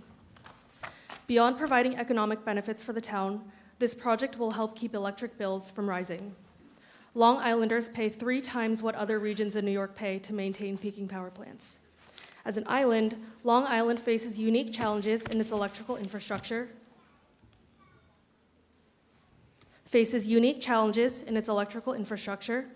and these challenges are intensified by rising energy demand. LIPA has plans to modernize and strengthen the grid, and BESS is critical to achieving that. Without it, we risk experiencing even higher electricity rates and increased risk of blackouts that will impact everything from hospitals to schools to businesses and homes. BESS will help keep the lights on when the grid needs it the most. More than 900 BESS have been deployed nationwide, with the overwhelming majority operating safely and reliably. In fact, the incident rate for BESS is lower than that of commercial air travel. The East Hampton fire was not a KCE project, and we are proud to say that we have never had a safety incident at any of our operating projects. In states where BESS has been deployed at scale, like Texas, BESS has prevented price spikes and blackouts by delivering energy during hours of peak evening demand. This has saved customers $750 million. This year, the nation's reliability watchdog reported that the risk of a summer grid emergency in Texas dropped from 15% to 2% in 1 year and pointed to new BESS as the sole reason. Respectfully, we think the town should lift the moratorium and begin processing BESS applications. We look forward to engaging in a constructive and transparent dialogue with the Hauppauge Fire Department to ensure that all concerns are thoroughly addressed and that community safety remains the top priority. Thank you. For the time. Joseph Iannucci, followed by John Murray. Sure.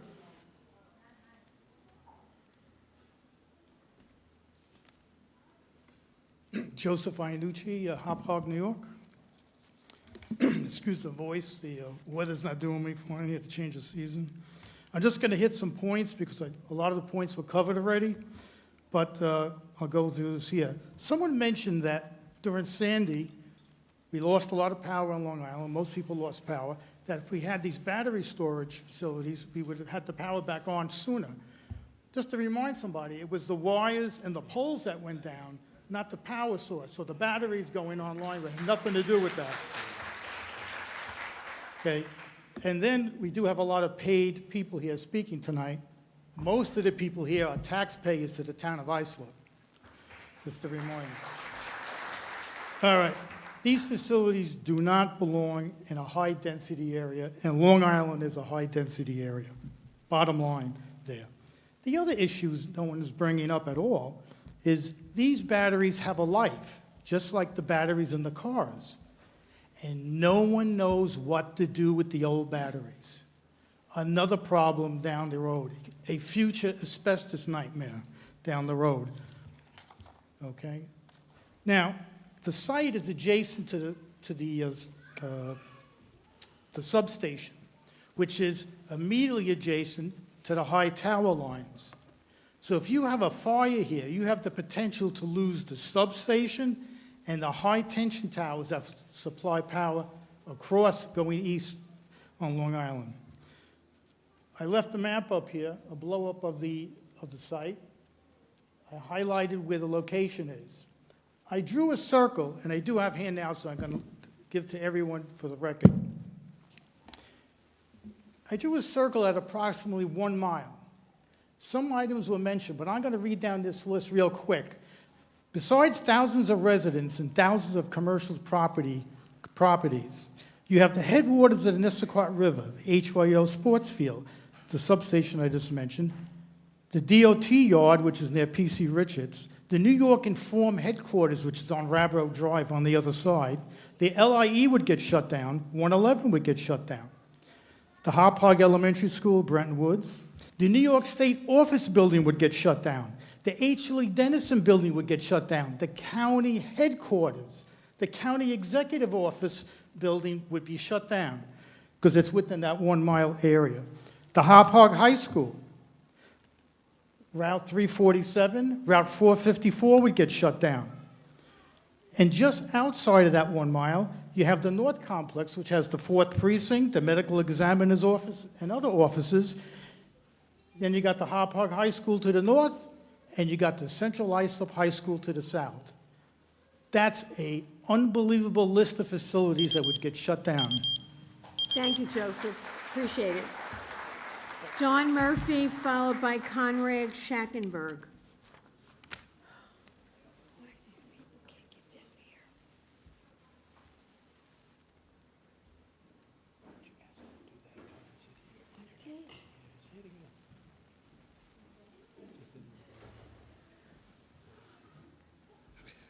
Don Murphy, M-U-R-P-H-Y.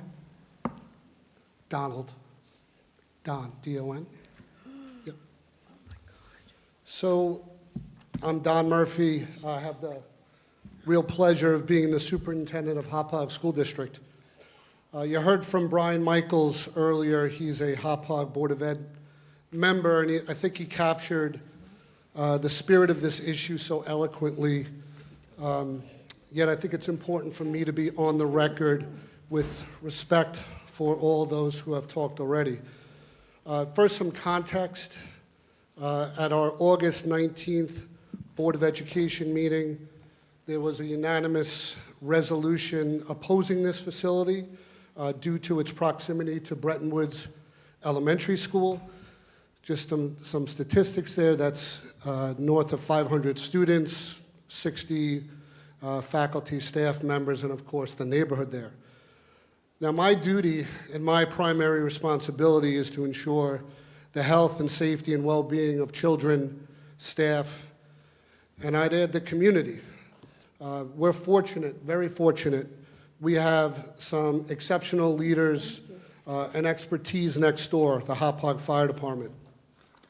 They have led the charge here, and they've illuminated the risks and raised great questions about these risks, from fire hazards to emergency response concerns. Let's listen to them. After all, what would be their motivation to raise these alarm bells? To be clear, for us, the district, even one question is enough for the district. It's black and white for us. One question about safety means we are against it. So my closing ask is to keep the safety of our kids, our staff, our families, our first responders at the center of your deliberations. Hauppauge is a very, very close community and school district. Our arms are locked together around this matter, and so please extend the moratorium. Thank you. Conrad Maheen Syed is next.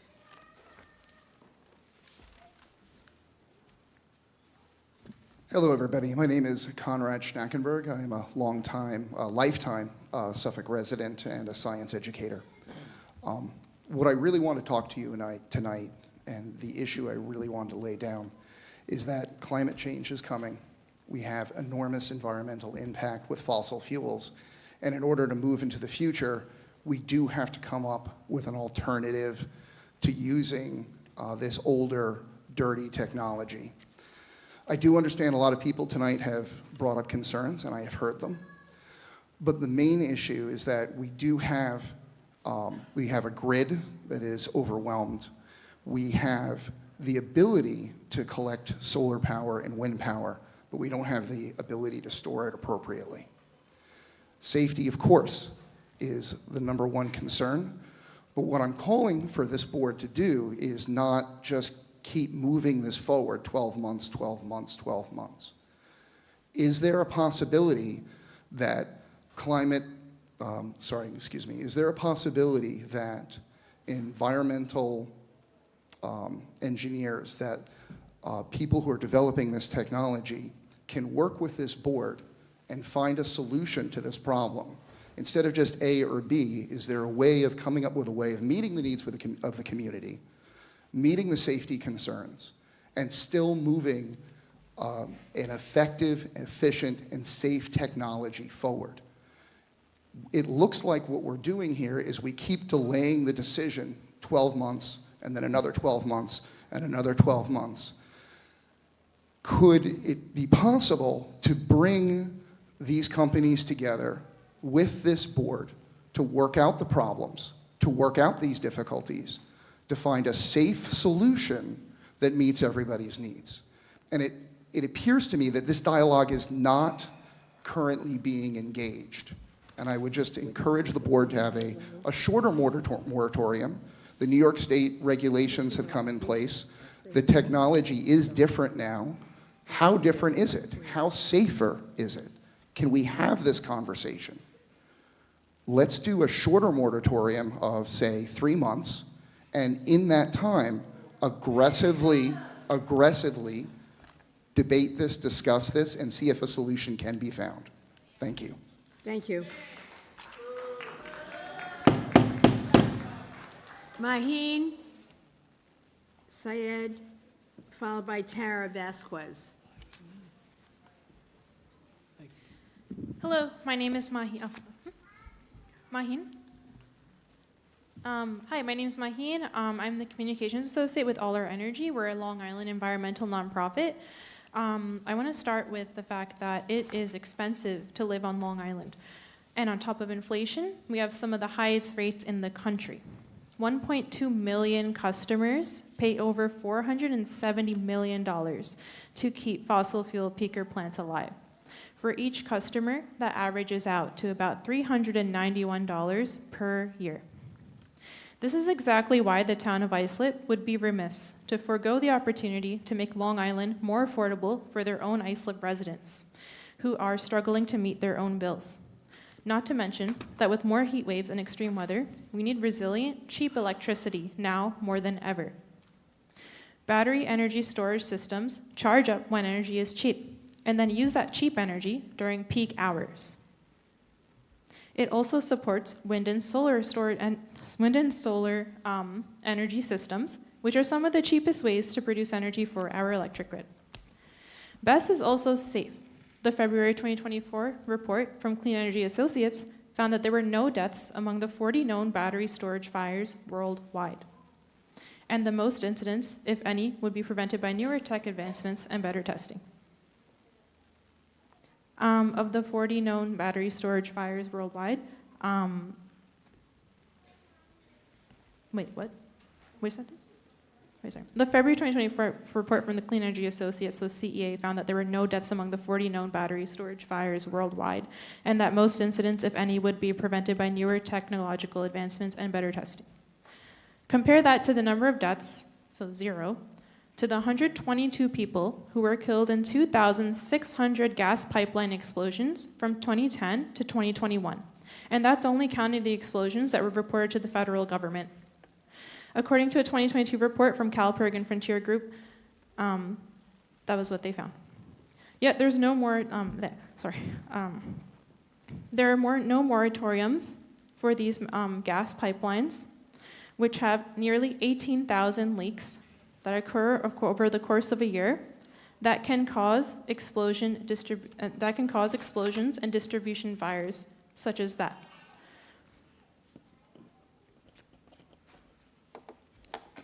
So, right, what we do need is local clean energy to meet peak demand times and lower bills. Even more than that, we need leaders that will make decisions that are best for their residents and not for fossil fuel companies. Thank you. Tara Vasquez and Kyle Rabin on deck.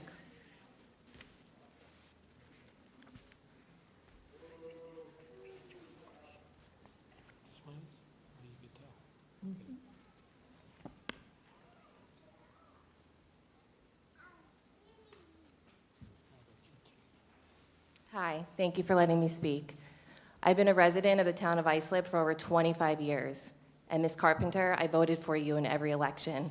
Your opening comments as a resident was very upsetting because it was very dismissive to the community members that are against this. I'm not here to ask you to extend the moratorium. I'm here to ask you to ban it. Do something other than extending it because you guys are elected officials. So everybody here that's gaslighting our community into, oh, energy costs will be lowered, oh, it's for the grid because it's overloaded. It's not our responsibility to allow these into our neighborhoods to lower costs for everybody else, especially when our children are at risk. My children go to Bretton Woods Elementary School, which is a mile away from this facility. The state sold this land knowing what was gonna go there. So they knew exactly what was gonna be there, and they sold it anyway. So they don't care about us. So it's your job as our local officials to step in to prevent this. It's not fair to leave our community in limbo. It's not. We wouldn't be here tonight if you guys took the last 3 extensions, or 2 extensions, 18 months, to ban this. There's many different ways that you could do this at a local level, okay? And nothing has been done. So we don't wanna be here to have to fight against this, okay? But I'm gonna tell you right now, this community will never allow this here. Okay, I know you remember, Ms. Carpenter, last year when they tried to put a warehouse in our community right by our kids' schools. And we all came out as a community against it. And you did not allow the zoning change to allow that warehouse. That's a warehouse. This is an explosion. It's waiting to happen. There is nothing anybody can say that will get the community on board. There is no amount of money, okay? We don't need more money in our school district. We have enough, okay? And Hauppauge has thousands and thousands of people that would need to be evacuated. What about parents trying to get to their children? I work in New York City. I had to leave work at 2 o'clock today to be here. 2 o'clock. I have 3 children, okay? I should not have to come here to ask this. You guys have had 18 months. I know there's a lot of money at stake here, but lives are worth a lot more than money, okay? At the end of the day, it's community first, not developers first. And that will always be the motto for this community. So I ask you, please, extend it, but this time, do something. Do something to ban these so we don't have to worry about it. Because me as a mother, I would like to go to sleep at night not having to worry about an explosion happening at my child, right next to my child's elementary school, okay? It's common sense. So the fact that nothing is being done about it except just extending it, kicking the can down the road, means there's something bigger at play here. So I urge you, please, do something and ban this facility. Kyle Rabin.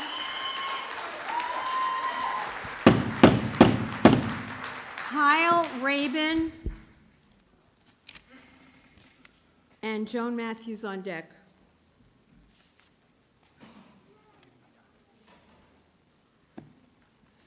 Good evening, Town Supervisor and members of the Town Board. Really appreciate the opportunity to speak with you this evening. My name is Kyle Rabin. I'm a policy analyst with the Alliance for Clean Energy New York. We represent a range of clean energy industry companies as well as environmental organizations and environmental justice organizations. As you know, New York State's new safety codes adopted in July provide clear, credible, and comprehensive standards for energy storage system development and operations. Energy storage systems are increasingly vital to keeping the lights on and strengthening New York State's electric grid. Storage technologies are critical to providing the electricity that keep our home appliances running, our homes air conditioned and heated, and our businesses operating. Energy storage supports grid reliability and resiliency. Moratoriums threaten to undermine both these aspects across the state, but especially on Long Island. And I know you have a very important decision to make before you. And I just want to make clear that this decision has implications for communities all across Long Island and across New York State. And I think it's critical that you think about the environmental implications, the public health aspects, all the benefits tied to energy storage.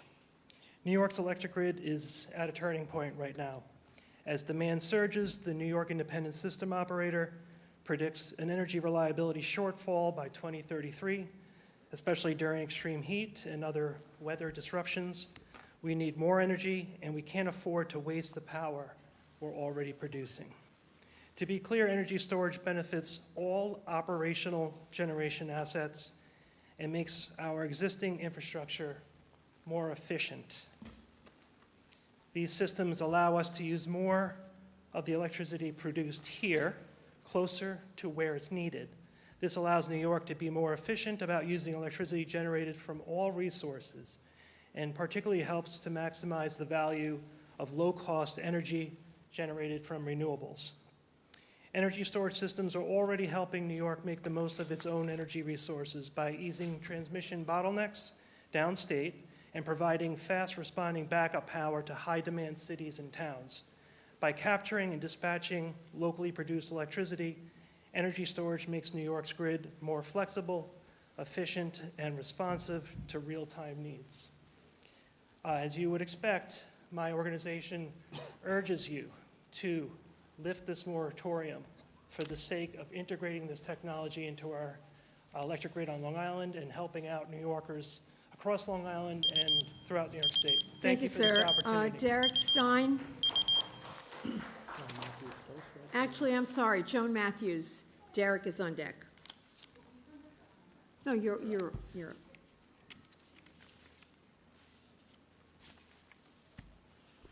Hi, good evening. My name is Joan, J-O-N, Matthews, M-A-T-T-H-E-W-S. Sorry to report that I'm not from this township. However, I'm here to let you know what's going on, just a lot of factoids. We're dealing with a 275 megawatt lithium-ion battery in Glenwood Landing, which is not far from here. So basically, I'm speaking on behalf of Long Island residents. First and foremost, I think Long Islanders really need to rally together, especially volunteer firemen, because you guys don't get paid to fight the best. I think we all need to get the word out for this, whether it's any news outlets coming here tonight, protests, et cetera, peaceful, of course.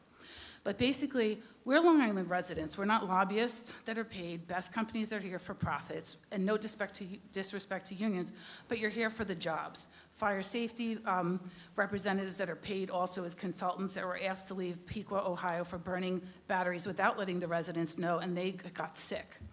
The batteries are, sorry, I have to cross out stuff that people said, sorry. So audit failures, over 25% for management systems, 18% for thermal monitoring systems. So that's a pretty big percentage I don't want to take a chance on. Why does Long Island have to endure the risks and the limited benefits? How much power, if you really think about it, the 4-hour battery storage is going to be left by the time they've used the AI, the cooling systems, because of what they need for that, as well as security. The one that they were going to put in Glenwood Landing was not going to be manned, but manned from Texas, and they would come and help us in 4 hours. They were not going to be manned, and they were going to come and help us in 4 hours. By then, it's too late. Senator Matera said that this is just an experiment. We really shouldn't be doing this. Taxpayers' rates will increase 3 to 4 times or more as Hochul signed 155 kilowatt hour rate for wind only, plus the battery storage, plus the cable cost on top of that. We're currently $36 per kilowatt hour. The PSC voted a 6% household income rate of electricity. That's everyone's house. No matter how much you make, you're going to be paying. Moss Landing, California is still finding contaminants and people are still getting sick. They had an 8-mile evacuation circle, but toxins spread way further than that, up to 50 miles away. Many of the residents did not get notified. There also were only 1,500 people that were documented in that 8-mile radius. When we did our area from 8 miles from Glen was over 300,000 people, and that was a rough estimate based upon the 2023 census. Volunteer firemen, they're not supporting BESS in our area, and we hope that they all will not support it. What is long-term impact to the volunteer fire members? Is there a guarantee they will be equipped with special gear and apparatus and training and to put the profits in front of the cost for needing the training? Because our fire department didn't get trained as they said they were supposed to train them. Will they be able to get enough man hours? We only have 40 working firemen in our area. They all work. Are they going to get there? Personally, I would tell my family member, don't go, too toxic. Is there enough water available on the trucks or in the area to cool the surrounding BESS systems for the hours and days? Sorry. Thank you.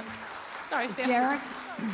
Derek Stein and Carol Nichols is on deck.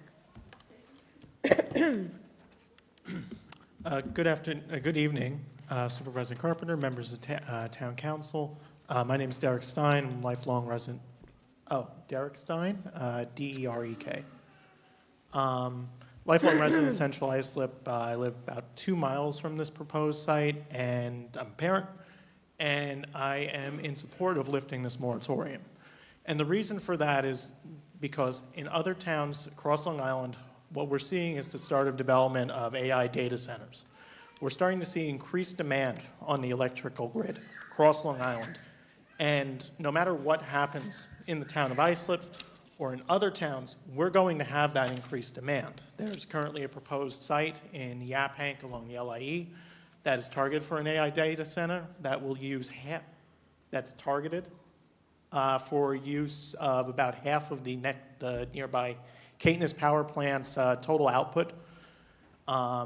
Those sort of projects are going to start coming online. That's targeted for 2027, when that project will come online. That gets approved by the town of Brookhaven.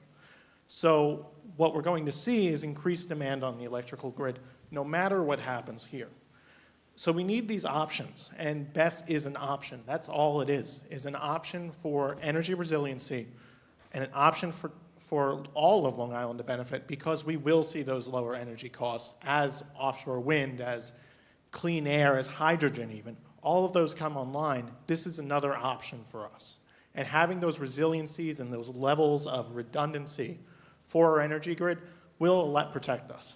It will protect us from storms. It will protect us from any extreme weather events, disasters. And so we need to have that as an option. And it's also going to create jobs. It's going to create and be a boon for the local economy. It's going to be a boon for good-paying jobs that are desperately needed on Long Island, especially as we weather an uncertain economic outlook heading into the next few years. So this is something we need to do just to help us make sure that we have a sustainable Long Island for the next generation to come. So thank you, and have a good night. Carol Nichols and Lauren O'Brien is on deck. Carol Nichols, Lauren O'Brien.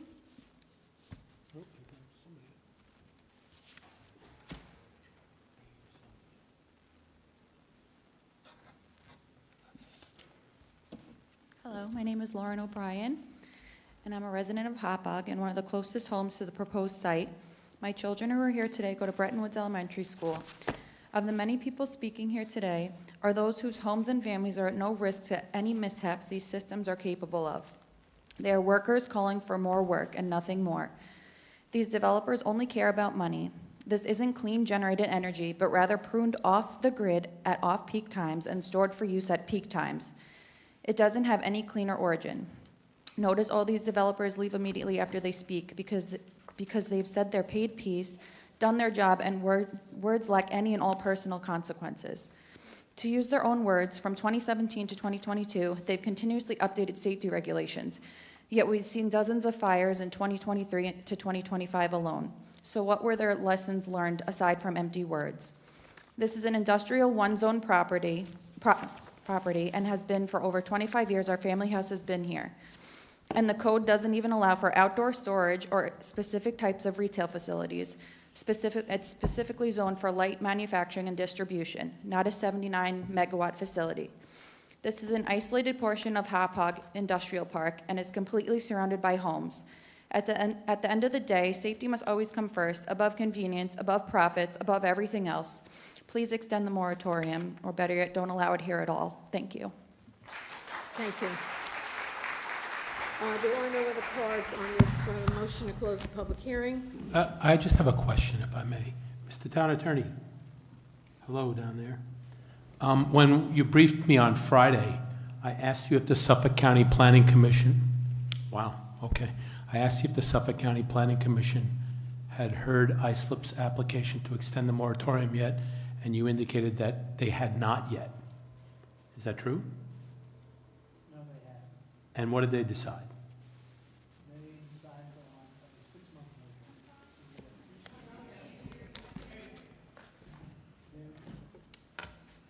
Yeah, there you go. Their recommendation was a 6-month moratorium. Okay, so in order for this board to impose the resolution that's before us and the legislation that's before us, which puts it as 12 months, we need a 4/5 vote. Is that correct? That is correct. Okay, I'd make a motion to close the, one more question, I'm sorry, Mr. Town Attorney. Sure. Do we need to issue a negative declaration? No. Okay, so I'd make a motion to close the public hearing and offer the, I'm sorry. Go ahead. I have a question. And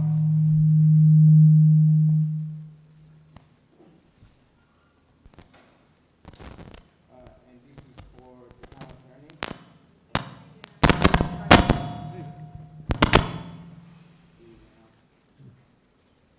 Anyway, so if we adopt a moratorium for 12 months, can we later on, if the merits apply, end the moratorium sooner?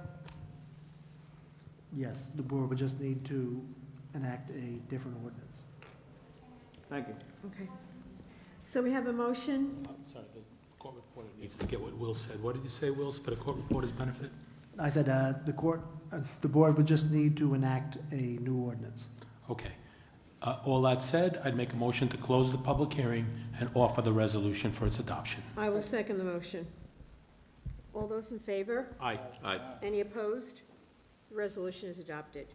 We will now go to public hearing number 3. I'd ask the town clerk to please read the hearing notice. Item number 3, There's a 12-month moratorium in place.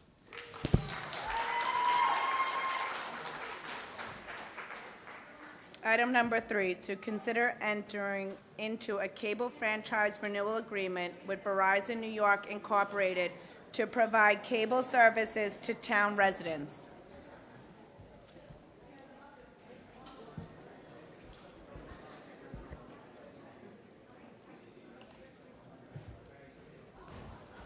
Now what's up? Can we take this opportunity to recess?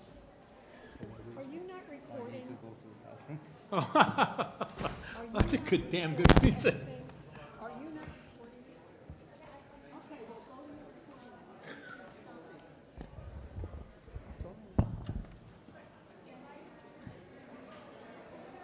I don't know what to tell you. They're talking into the microphone, but you are recording everything, so if you have problem transcribing it, go to your recording. Oh my God. We ready? Yeah, please. Item Just- number 3, to consider entering into a cable franchise renewal agreement with Verizon New York Incorporated to provide cable services to town residents. There are no cards on this particular public hearing. Do I have a motion? Make a motion to close the public hearing and adopt the resolution.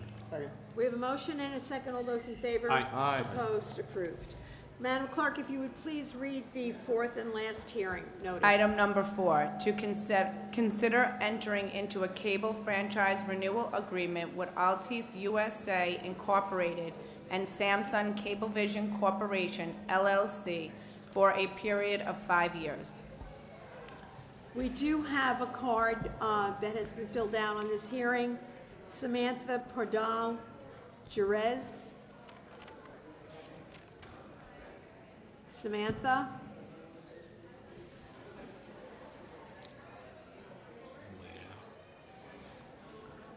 Last call, Samantha, who is from Altice, so I assume that she was here to speak in favor of it.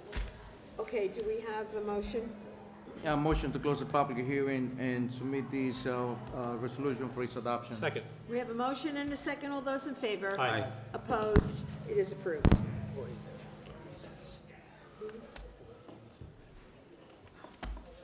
All right, before we go to the public portion, we're just going to take a 2-minute recess. Thank you.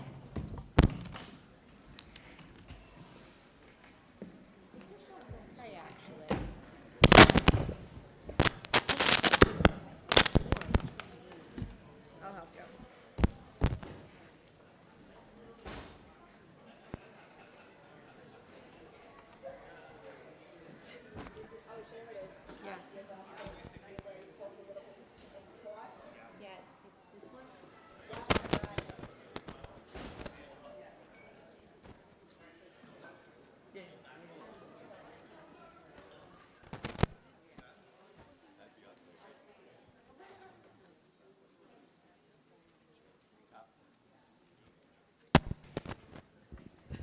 Testing.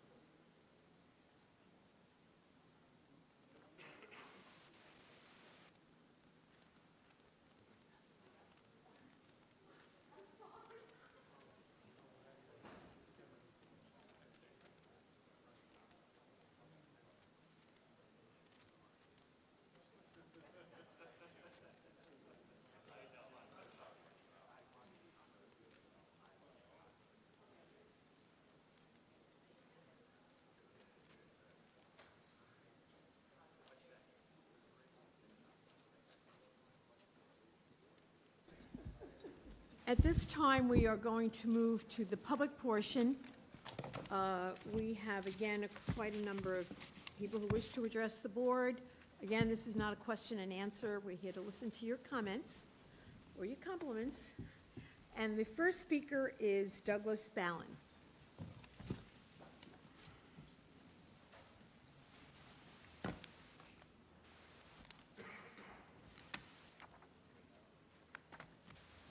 Good evening, council members. I'd like to thank you once again for your service to your community and your remarkable patience tonight. My name's Doug Ballin, and I live in Oakdale. And I want to say that Trump was right about quite a few things, but there's just one very important thing we're not sure about. He was right when he said that he can get reelected by telling people whatever they wanted to hear. And he was right when he said he'd find a way to control the media. He was right when he bet that the cowards in the Republican-controlled Senate and Congress would cave in and vote against their constituents' best interests over and over again, making cuts to the poor and middle class and giving tax cuts for America's upper class. Trump was right when he calculated that so many Americans would abandon their Christian values, their American values, and their own Constitution because they were afraid of what would happen if they spoke out, that so many would turn their backs as families get ripped apart, and that they would let their neighbors lose their rights right in front of them. I'll say it again. I don't blame anybody for being afraid. Our current president has involved himself in local governments before, even to the point of influencing who plays on what high school sports team and what the name of the team should be.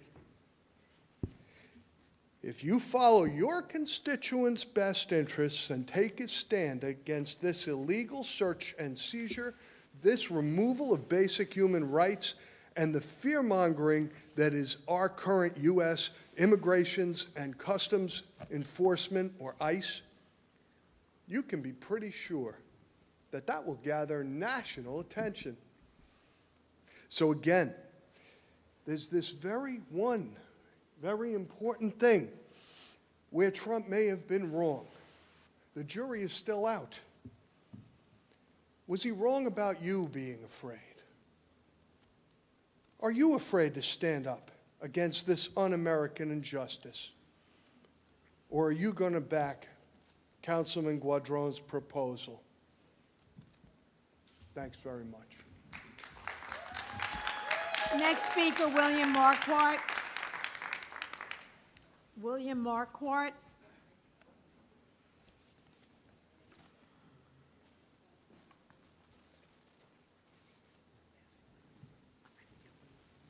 William Marquardt, M-A-R-Q-U-A-R-D-T.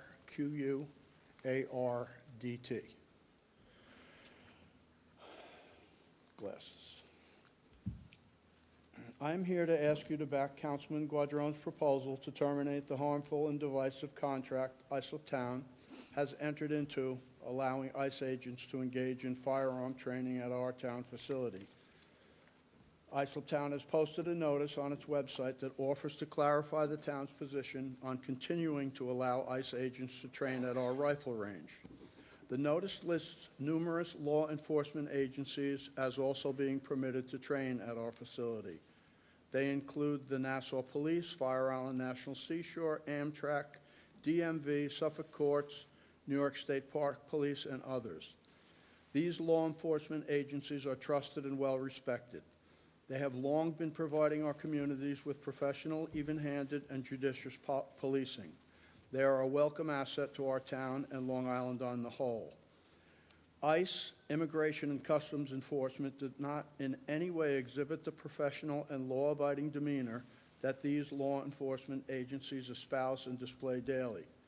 The town does these agencies a great disservice when you lump them in with ICE. As we have been informed recently by our current president on his Truth Social website, he is planning to deploy his ICE army to wage war on the citizens of Chicago, our nation's third most populous city. The fact that President Trump feels empowered and comfortable in making this threat is a clear and frightening indication of how far this president has deviated from the norms that have been forever cherished and protected in our democracy. This reckless, hateful, and lawless behavior must be denounced by all citizens and certainly by our elected representatives. In your notice, you state that Islip Town's partnership with ICE is being politicized and will cause more distrust of our law enforcement agencies. If you truly want to depoliticize these issues, you should speak to Donald Trump.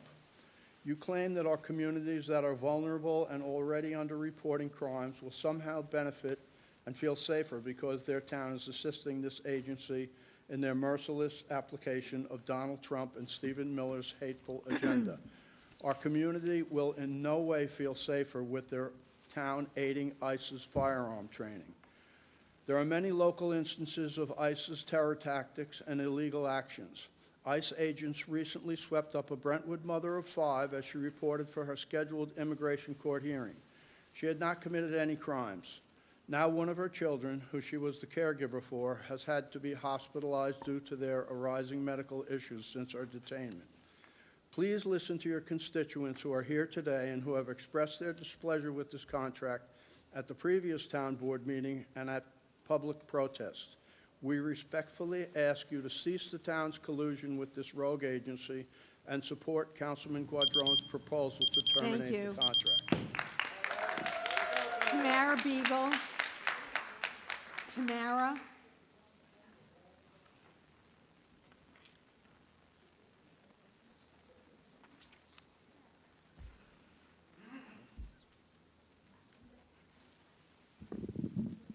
Good evening. My name is Tamara Beagle, T-A-M-A-R-A-B-E-G-E-L, and I am an educational mental health and systems advocate that has Town of Islip clients. I urge you to act on the federal government's overreach, terrorizing our community. Men have been permitted to cover their faces without badges and signed warrants and are kidnapping people off the street, chaining them up and bringing them to unknown locations. The New York Times has documented how Immigration and Customs Enforcement Agency has repeatedly violated constitutional precedent, law, and basic human rights. These actions have resulted in the detention of people with legal visas and citizens. This behavior, sanctioned by our federal government, is racial profiling, a violation of the safety and fundamental rights of our neighbors. It must stop. The psychological impact on our community, especially our children, is immense. They already contend with the stress of school shootings, and now they face the added fear of gunned ICE agents showing up to their schools and detaining them and or their parents. Our own state assembly member, Phil Ramos, confirmed that ICE showed up to snatch a parent within visual distance of the Brentwood schools on the first day of this school year. We demand that the town of Islip respond to this profiling, humanitarian, and human rights crisis by requiring that all ICE agents show a signed legal warrant, a badge, and their full facial features, and follow-up information before detaining anyone. Insist on laws that make schools and the immediate surrounding areas sanctuaries where warrants cannot be served for ICE activity.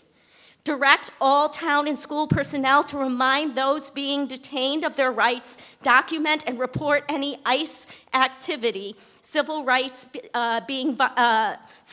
violations, concerns, and irregularities to the town, county, and state. Issue a formal statement denouncing these unlawful practices and reaffirm the town's commitment to our diverse community. This reign of terror must end. Our local and state governments must take a firm stance and insist that the Constitution, rule of law are followed rather than merely executive orders. We demand that the town of Islip stand up for all contained within its borders. Thank you. Thank you. Charles Weiss. Charles Weiss. Elsie Antonelli will be next. Spell my name. Charles, W-E-I-S-S. I have a different take on this. First of all, I love this clock. I feel like I'm pitching for the Mets, and there's a clock going on. I live within a half a mile of the range, and it's the noise factor, and it feeds into the same issue of ICE and politics of the moment. That we are now, I was here 10 years ago when, I think it was Supervisor Croce who went into this agreement. And it was supposed to be soundproofed at that time, that the federal government was going to do some work on it, and I don't believe it's been done.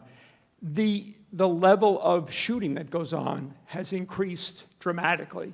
It used to be once in a while during the week. First of all, initially, it was a neighborhood shooting range. I would practice. I was 35 years in law enforcement, and I would practice before my, qualifications. And I would sight in my hunting rifle there. But when you're paying $3 a round to shoot your gun, you're not going to go blasting away the way it is now. I know the drills that they're doing. It's it'll be 3 rounds in 4 seconds, 12 people. That's 36 rounds going off in 4 seconds. So it's a lot of noise going off. And it goes on all day, not all day, but at different times, and you can't predict it. I can't imagine what it's like when a school shooting happens, and that same day, that's happening in earshot of Comac Road School, excuse me. And many there, I think there are 5 or 6 daycare and school that are in that, within earshot of that shooting range. As well as, and other things as well as, I don't know what they're doing with the lead that goes on. I know our range officers had to be tested annually. I don't know if ISLIP range officers are, or if the people in the neighborhood. There's microscopic amounts of lead go off every time you shoot that gun. It goes off in the air. It's in the ground there, too, if that's been remediated. I know the other ranges I've been to shut down occasionally, and then they'll clean the lead out. That leaches into the groundwater as well. And it was okay when you're using it Friday and Saturday, or Friday, Saturday, Sunday when it was hunting season. But now it's every day, and it's much, much more. And it's not just a 9mm that I was trained with. It's much, I can tell by the sound. It's a much bigger gun, and it sounds like a war zone. It's just not a place you want to live. People didn't want to live there because of Islip Speedway years ago, and it was cheaper to live there. That went away. Now there's a range, and I'm afraid it's going to affect our property values as well, the way that Speedway used to do. So I'm encouraging to get out of that arrangement, that lease with the federal government. Elise Antonelli and Beth Laxer Limmer is on deck.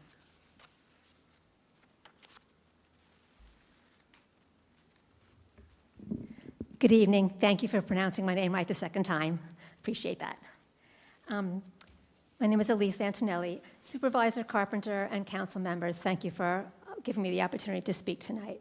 My name is Elise Antonelli, and I belong to many community organizations, Bayshore Babylon Women's Huddle, Together Long Island, which include members of the ISLIP community, but I'm really here as an individual because I'm gravely concerned about the safety of our residents. To date this year, there have been at least 60 documented incidents of ICE agents unlawfully and without due process questioning, threatening, harassing, detaining, and deporting innocent and law-abiding ISLIP residents. And this information can be verified on the ISLIP Forward website. It's all documented there. Over half of those people, 37, were in Brentwood and Central ISLIP alone. Residents are afraid to bring their kids to school, do grocery shopping, or show up at appointments, even with those agencies that are now looking to deport them. Kids are living with the fear that when they come home from school, their parents will have been disappeared. The presence of ICE agents in the community is exacerbated by their access to the town of Islip shooting range. Now, marauding groups of ICE agents are stalking town streets, town parks, in the vicinity of town schools. The threat of innocent immigrants being arrested and deported looms heavily over this community here. There are things you can do and things you can't do. Things you can't do. You can't do anything about national legislation. You can't do anything on a global scale. You can't do anything about the fear that lives in the hearts of our immigrant community right now. That, sadly, is the state of affairs for the time being. But what you can do is something that you've done tonight, celebrate the community, but do more, do better, do farther. Insist that ICE agents act in a lawful manner. As Tamara said, insist that they don't wear masks. Pass legislation to require that they have badges that are clearly visible and identifiable. Make sure that they abide by the rules of law, that they practice due process, and reduce their appearance in our community by canceling the contract that ICE has with the town of Islip for the shooting range. This will be the first step in you guys assuring that the community comes number one in your eyes. Thank you. Beth Laxer Limmer, and Lauren is next. Thank you. Laxer -Limmer. Hello, my name is Beth Laxer Limmer. I've lived in Islip for 22 years. I raised my daughter here. She's speaking next. She went to Islip schools. She graduated from Islip High School in 2024. I was a PTA member, class parent. I supported our schools because I believed in community, and that's the reason I'm here today. I am disturbed by what is happening.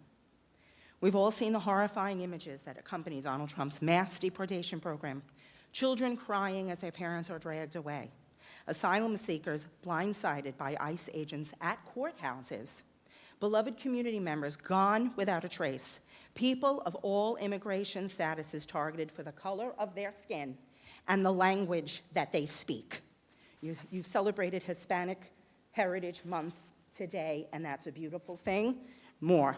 To quote a Newsday editorial from August 17th, heavily armed agents typically wearing masks, civilian clothing, and no identifying badges, suddenly anywhere, aggressively making arrests and spiriting people away. Even for Long Islanders who think that anyone should be deported, regardless of circumstances, those tactics should give pause. In Los Angeles, ICE took Andrea Velez, an American citizen, and detained her for 2 days, giving her nothing to drink for 24 hours. In Arizona, Jose Hermosillo, a 19-year-old U.S. citizen, was wrongfully detained for 10 days. In Florida, Juan Carlos Lopez Gomez, a U.S. citizen, detained for more than 24 hours and charged with being an unauthorized alien, even though his mother provided a U.S. birth certificate and Social Security card. In July, Superintendent of Winooski School District in Vermont, Wilmer Javaria, is a citizen, and he was questioned for 5 hours as he returned home from a visit to Nicaragua. No law-abiding American citizen, resident, or immigrant should have to live in fear. And these are Justice Sotomayor's words after the September 8th Supreme Court ruling in favor of the Trump administration's use of racial profiling during immigration stops. We should not have to live in a country where government can seize anyone who looks Latino, speaks Spanish, and appears to work a low-wage job, rather than stand idly by while our constitutional freedoms are lost. I dissent. These tactics have no place in America. Every American, especially elected officials, should be concerned. Please support Councilmember Gaudron's resolution and terminate the town of Islip's contract with ICE. Thank you. Lauren Limmer.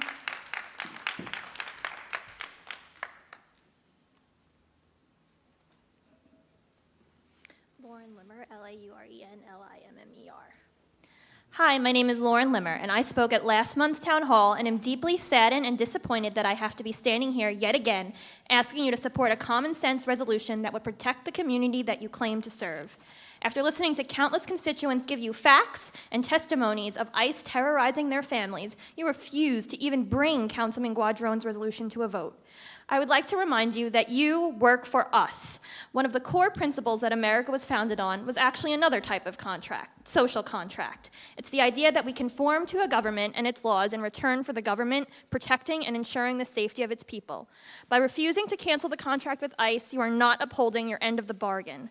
One of the aspects of a contract is that both parties must agree, and this party, the community, does not want the contract.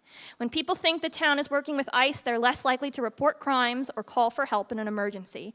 That's not just a problem for Hispanic or Latino families, that's a public safety issue. I don't understand, as public servants, how you can listen to the stories of fear from your constituents on how ICE is impacting their lives and then proceed to not help them by rejecting a resolution that could provide them peace of mind.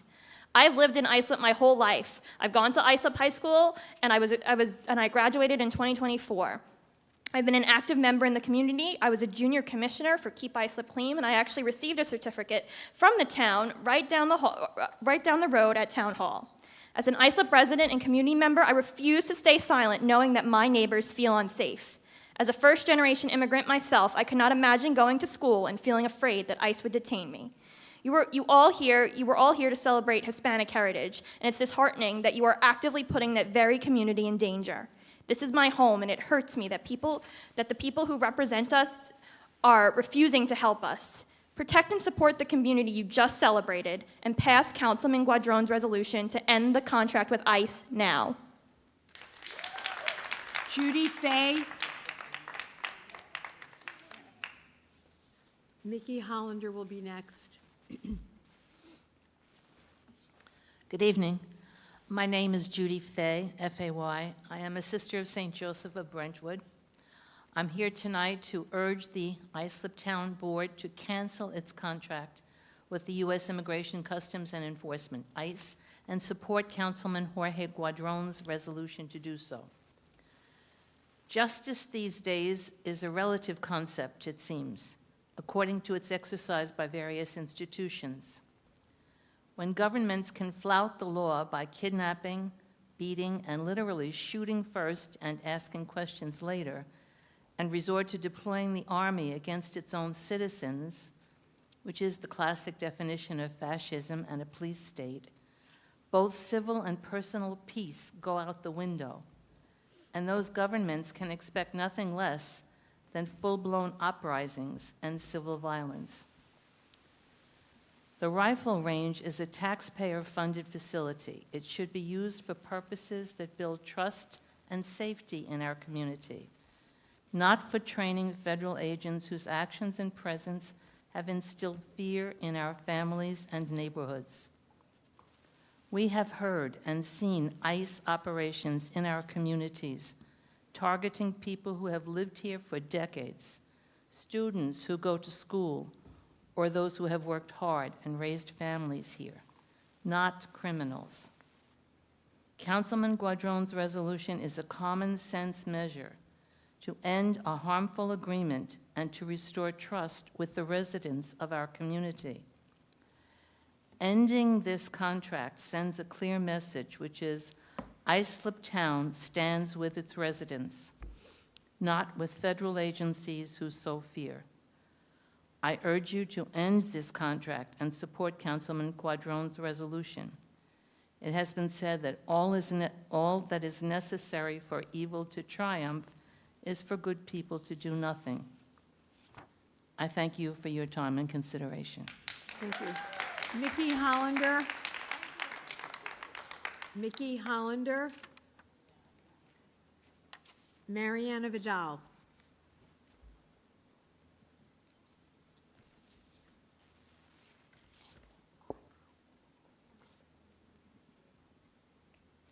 My name is Mariana, and I'm a sophomore and cheerleader at Islip High School. I'm here to express my concern about the harmful effects that ICE activity have on students in our school and throughout our community.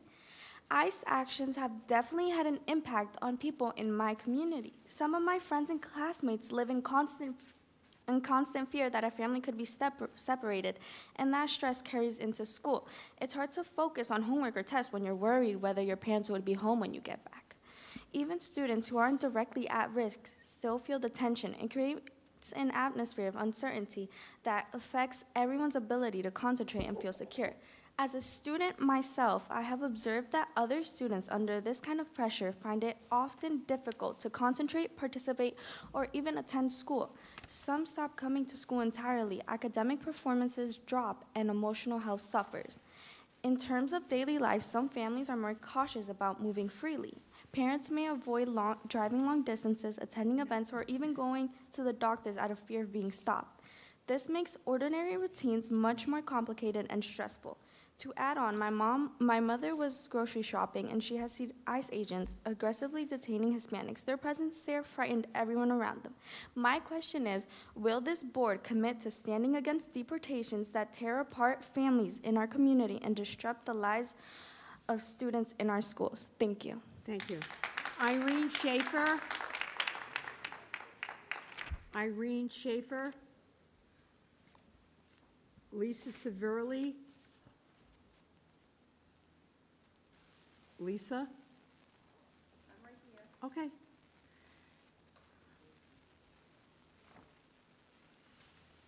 Do you need me to spell anything, or you got my name? Sevimli. S-E-V-I-M-L-I. First name Lisa. Good evening, Town Council and Supervisor Carpenter. I want to tell you an experience that happened to me. I live in Patchogue, and on the 8th of August at 6:45 in the morning, there was an incident in front of my home. Lights were blaring through our front door window, and what happened was we noticed vehicles surrounding another vehicle. We assumed there was an accident because there were a bunch of cars blocking the road. So I went out there in my pajamas, and I went to record. As I got closer to the vehicles, because my street is a small street, what happened was that there was five or six men, with their faces covered with no identifying marks on whatever they were wearing, facing on top of another car that they surrounded, and they were demanding for citizenship papers through a cracked window from the driver. I went to the side of the vehicle, moved on the sidewalk, and I noticed it was a woman. The woman was in her 30s. I also noticed a kid in the car. They did not present her with any documentations. I asked from the sidewalk, why are your faces covered? If you're law enforcement, why are you covering your faces? I asked them for a badge. When I saw the woman's face, I put myself in her position. As a woman, to be surrounded by a bunch of men with no markers, with their faces covered, was terrifying. So I stepped in. I'm an American citizen, born and raised here, second generation. Once I stepped in, they tried to snatch my phone out of my hands. I told the woman in Spanish, because I am bilingual, not to sign anything, not to answer, not to open the door. They boxed her in. The woman was frightened. Her kid, who was about 14 years old, was terrified. I could see it in his face, and I have a recording of it. As I proceeded to tell them they're violating these people's constitutional rights, their 4th, 5th, 6th, 7th, 8th, and 9th Amendment rights, because they're still protected under our Constitution, because they are people, persons, and citizens of our county. I'm sorry. My point is that this is dangerous. I want you to please support Councilman Guadron's proposal. Please stop giving them pathways to attack and hard. Thank you. Thank you. Barbara Keurig. Next speaker, Patricia Koch. Barbara Keurig, K-U-R-E-K. Hi. Hi, everybody. I'm reading a statement from a town-issued document. It's the town-issued statement. ISLIP officials counter misinformation about ICE training at the town range. You write, those attempting to politicize this matter are unnecessarily causing more distrust of our law enforcement agencies, especially in the communities that are vulnerable. And you conclude by saying the safety and protection of all our residents, despite race, religion, country of origin, remains our utmost concern. I'm here to say that we're not politicizing, but rather humanizing the issue. ICE operations have changed dramatically in the last 8 months from the previous 24 years. I want to paint a picture of the reality of what's happening in the communities.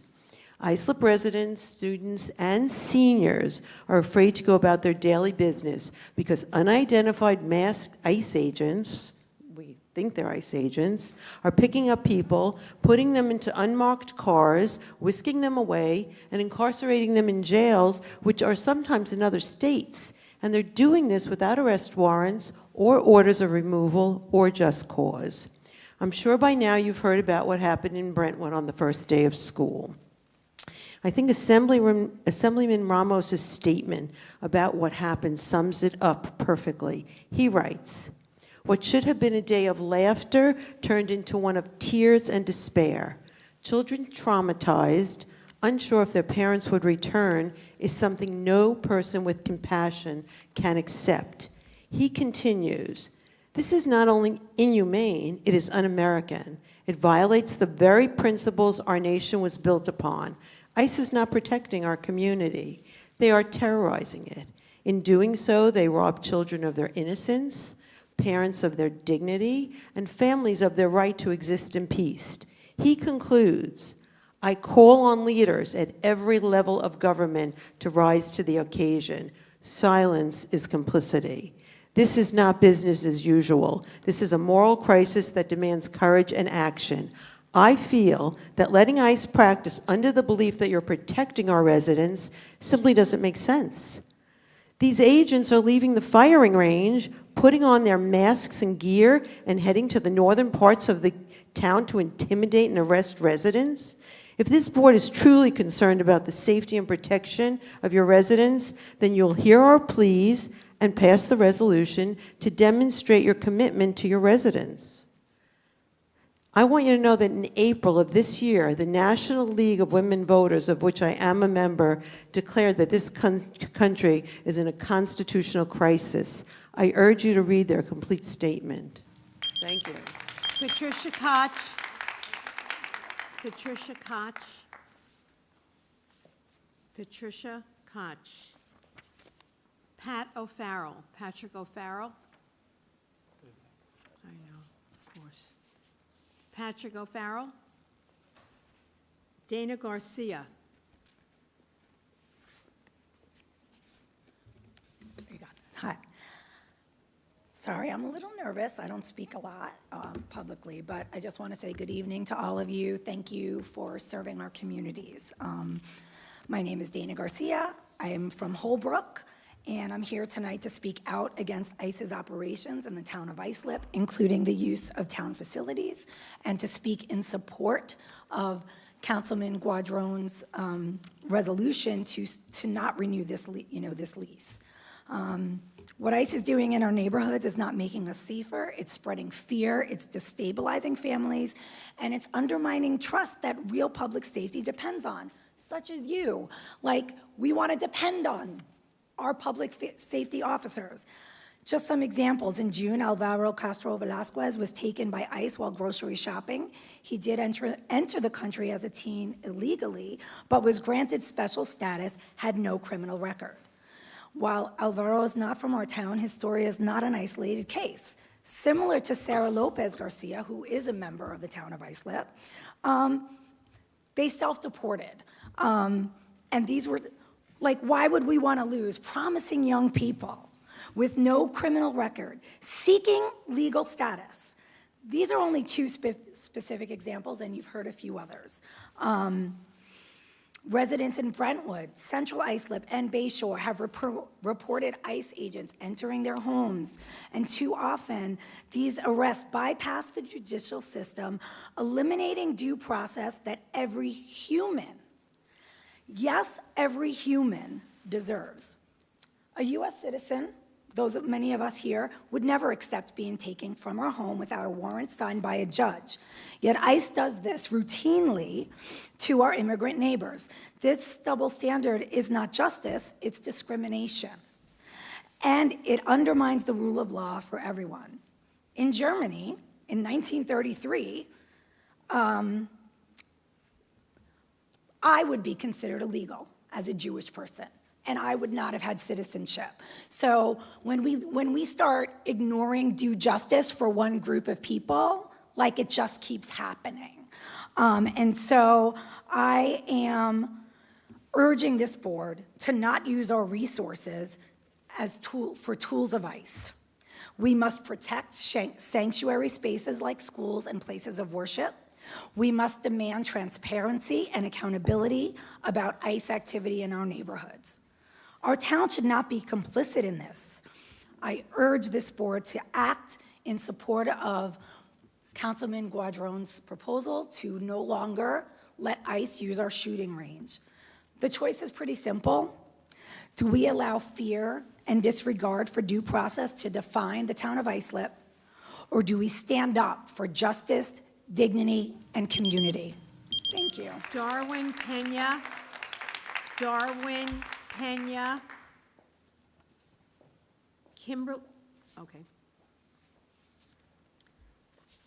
Kimberly Ciano is next. Good evening. Good evening, everybody. My name is Darwin Pena. It's a little unrelated about what we were talking about. My notice to be here is for a noise complaint. So I bought a house somewhere around October. I moved out on December. And early spring, my neighborhoods, they started making noise with the big boom boxes mounted on top of the car.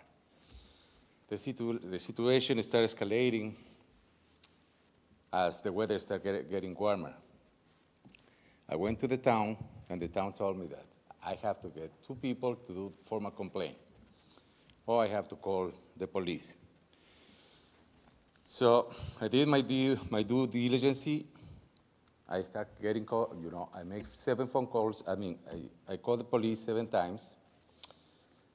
I also, based on the amendment that it was done, I subscribed for a noise device that is going to record all the noises, And as I said, I have 7 police reports with a noise device records. I went to the town, and the town told me that they can do anything about it. I did mention to the person that I spoke with that it says on the amendment that it was done on August 9, 2022, that it calls for the town of Islip's attention to such language in the code will impede future prosecution of violations. That being said, they add the personal observation of a noise disturbance by a duly sworn police officer or a town Islip peace officer. So I did follow, and in section 35(2)(b says a noise disturbance may be substantiated by either of the following. I have plenty of evidence, but still the town couldn't do anything for me. And that is what I want to brought it up the attention to you. And that's it. Okay, there is a park ranger in the back, or the deputy commissioner is here. You may want to speak with them, and also your address is not on here, so. Yes, because mainly. No, that's all right. Just go in the back and speak to that gentleman. All right, there. thank you very much. Thank you. I appreciate it. Kimberly Ciano.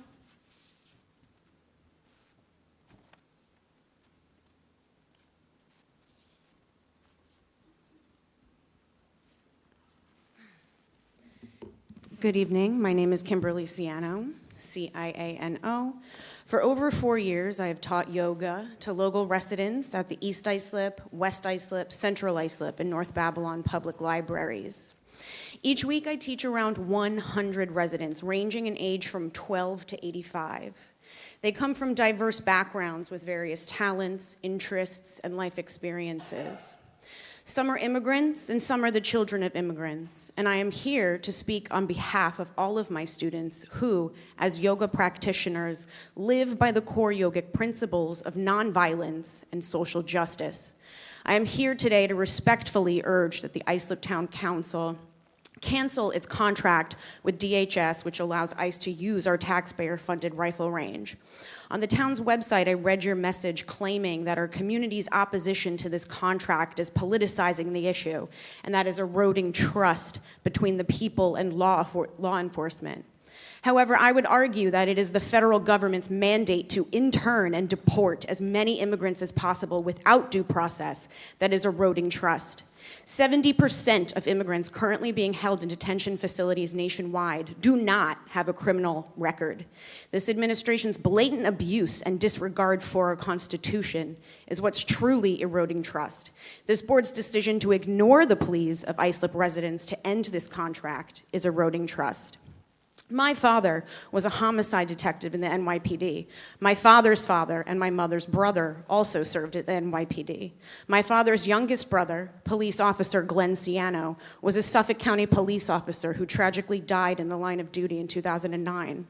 My younger sister's husband is currently a member of the Suffolk County Police Department. Do not conflate the mission of our local law enforcement agencies, which is to protect and serve our communities, with this administration's mission to detain and deport as many immigrants as possible. It is disingenuous, it is insulting. And as someone from a law enforcement family, I reject the claim that this contract is necessary to protect our communities. The people who are speaking here today on this issue, including the dozens who came to oppose this contract last month, we are the community. We are telling you that we do not support this contract, and we feel threatened by the presence of ICE in our communities, not safer because of it. As elected representatives, your job is to listen to and exercise the will of the people. Your complicity, indifference, and outright refusal to protect our immigrant neighbors will not silence us. We will not be ignored, and we will keep showing up to loudly defend vulnerable members of our community until you decide to do your job and listen. Thank you for your time. Darlene Reese. Darlene Reese. Jay Ferguson. Joe Fritz.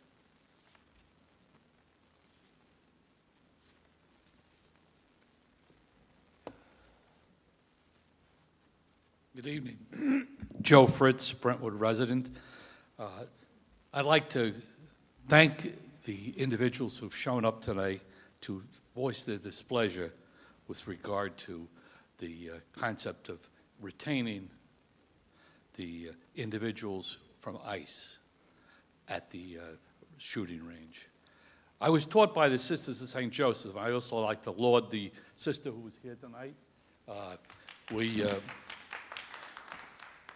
I attended St. Anne's School, and I have fond memories. Throughout our lives, we make decisions. We decide what we to do with our life, what career path we will take. We decide what type of education we want to have, who we want to marry, how many children we should have. As an elected official, you too must make decisions as to what office you can run for. What road must be paved? What tax break should be given to a company seeking to do business with the town? Should we grant zoning or to recraft or downgrade the town's shape? Should we increase taxes? Today I'm asking the board to reconsider an issue that will have an impact beyond your scope. It causes you to think outside the box. Doing so, some fear that one's political career may take a wrong turn. One member of the board is the twilight of a career never imagined. Yet that person, in my mind, has consistently refused to make a decision based as to whether more good will be gotten or worse yet from the criticisms from one's leaders. Political office is an opportunity to do great harm. It's also an opportunity to do great good. If you think you can do it or if you think you can't do it, in either case, you're right. I asked the board to rethink Councilman Jorge Gordon's request to rescind the lease with ICE. I witnessed an ICE raid across the street from where I live in Brentwood at the rifle range located on Freeman Avenue.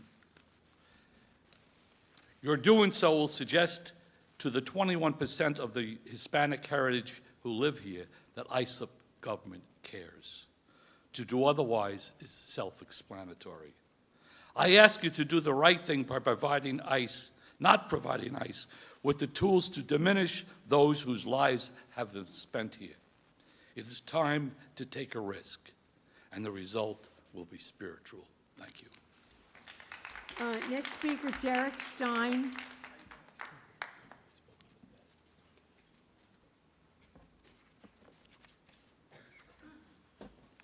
Good evening again, Supervisor, members of the Town Council. I'm just here to ask that you please retable Councilman Guadrone's, reintroduce it, the resolution to prohibit to end the contract with the ICE at the rifle range, simply because it's the right thing to do. What ICE has done is create fear, and we currently live in a climate of fear across the country. And so what we've seen in Central Islip, in Brentwood, in Bayshore, has been just to worsen that. And it's to make it, and we've seen that play out in schools, where people are afraid to go to school, where families are afraid to report to police incidents of crimes that they might have witnessed because of the fear that that information could be shared with ICE, even if it isn't. And it's not at all. But just because that fear exists, now people are refusing to report those crimes, or refusing to access services, or report complaints that they might have, and to worsen their quality of life for both their residents as well as the rest of the town and its residents, who now have to deal with the consequences of ICE's actions. And so it's simply the right thing to do. And we've seen it with Sarah, another case, not from Islip Town, but Sarah Elizabeth Lopez Garcia from Suffolk Community College, who was an honor student who was detained by ICE, who's from Mastic, and was detained in Louisiana. What purpose does that serve? How is that helping the community? If you're detaining an honor student, somebody who is doing the right thing 100% the way, and is being detained and sent to Louisiana in a prison to be deported to El Salvador, a country that they might have left because they were unsafe, it's not doing the community a service. So I just ask that please do the right thing, reintroduce Councilman Guadrone's resolution, and pass it, and we can do the right thing as a town. Thank you. There are no other cards. I'll entertain a motion to close the public portion. Motion by Councilman Lorenzo, second. Second. By Councilman McElway. All those in favor, opposed, the public portion is closed. We will go to the agenda. First item on the agenda is the meeting of the Town of Islip Industrial Development Agency. Mr. Walzer. Motion to convene. A motion to convene. We have a motion and a second. A quorum is present. We are convened. Thank you, Madam Chair. Good evening, members of the agency board. John Walzer, Executive Director, 40 Nassau Avenue, Islip, New York. I have several items for your consideration today. The first item would be to approve the minutes from the last agency board meeting on August 12th, 2025. Any questions? Motion? Motion by Councilman Guadrone, second by Councilman McElway. All those in favor, opposed? Thank you. The next item for your consideration is an amended authorizing resolution between the agency and Galil Importing Corporation located at 45 Gilpin Avenue in Hauppauge. Any questions? Motion? Motion by Councilman Lorenzo, second. Second. By Councilman McElway. All those in favor, opposed? It is approved. The next item I have for your consideration is an authorizing resolution between the agency and FW Web Company located at 31 Windsor Place in Central Islip. Any questions? Motion? Motion by Councilman Guadrone, second by Councilman O'Connor. All those in favor, opposed, approved. And the last item I have for your consideration is an authorizing resolution between the agency and Benchmark Senior Living located at 117 East Main Street in East Islip. Are there any questions? Motion? A motion by Councilman Lorenzo, second. Second. By Councilman McElway. All those in favor, opposed, approved. That's all I have for you this evening. Okay, motion to adjourn. Second. All those in favor, opposed, we stand adjourned. Item 2 are the Board of Cleanup resolutions. Jeff?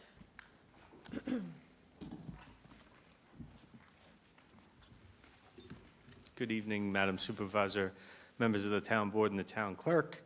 Jeffrey Panache, Assistant Town Attorney, 655 Main Street, Islip. I have 14 properties on for your consideration here this evening. Number one, to board up and clean up the premises located at 7 East Lakeland Street in Bayshore.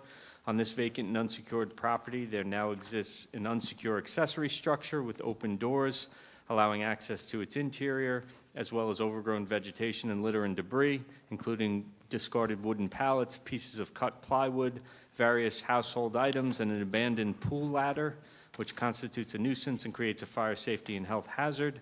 Notice of this hearing was provided to all known persons with a property interest in this premises.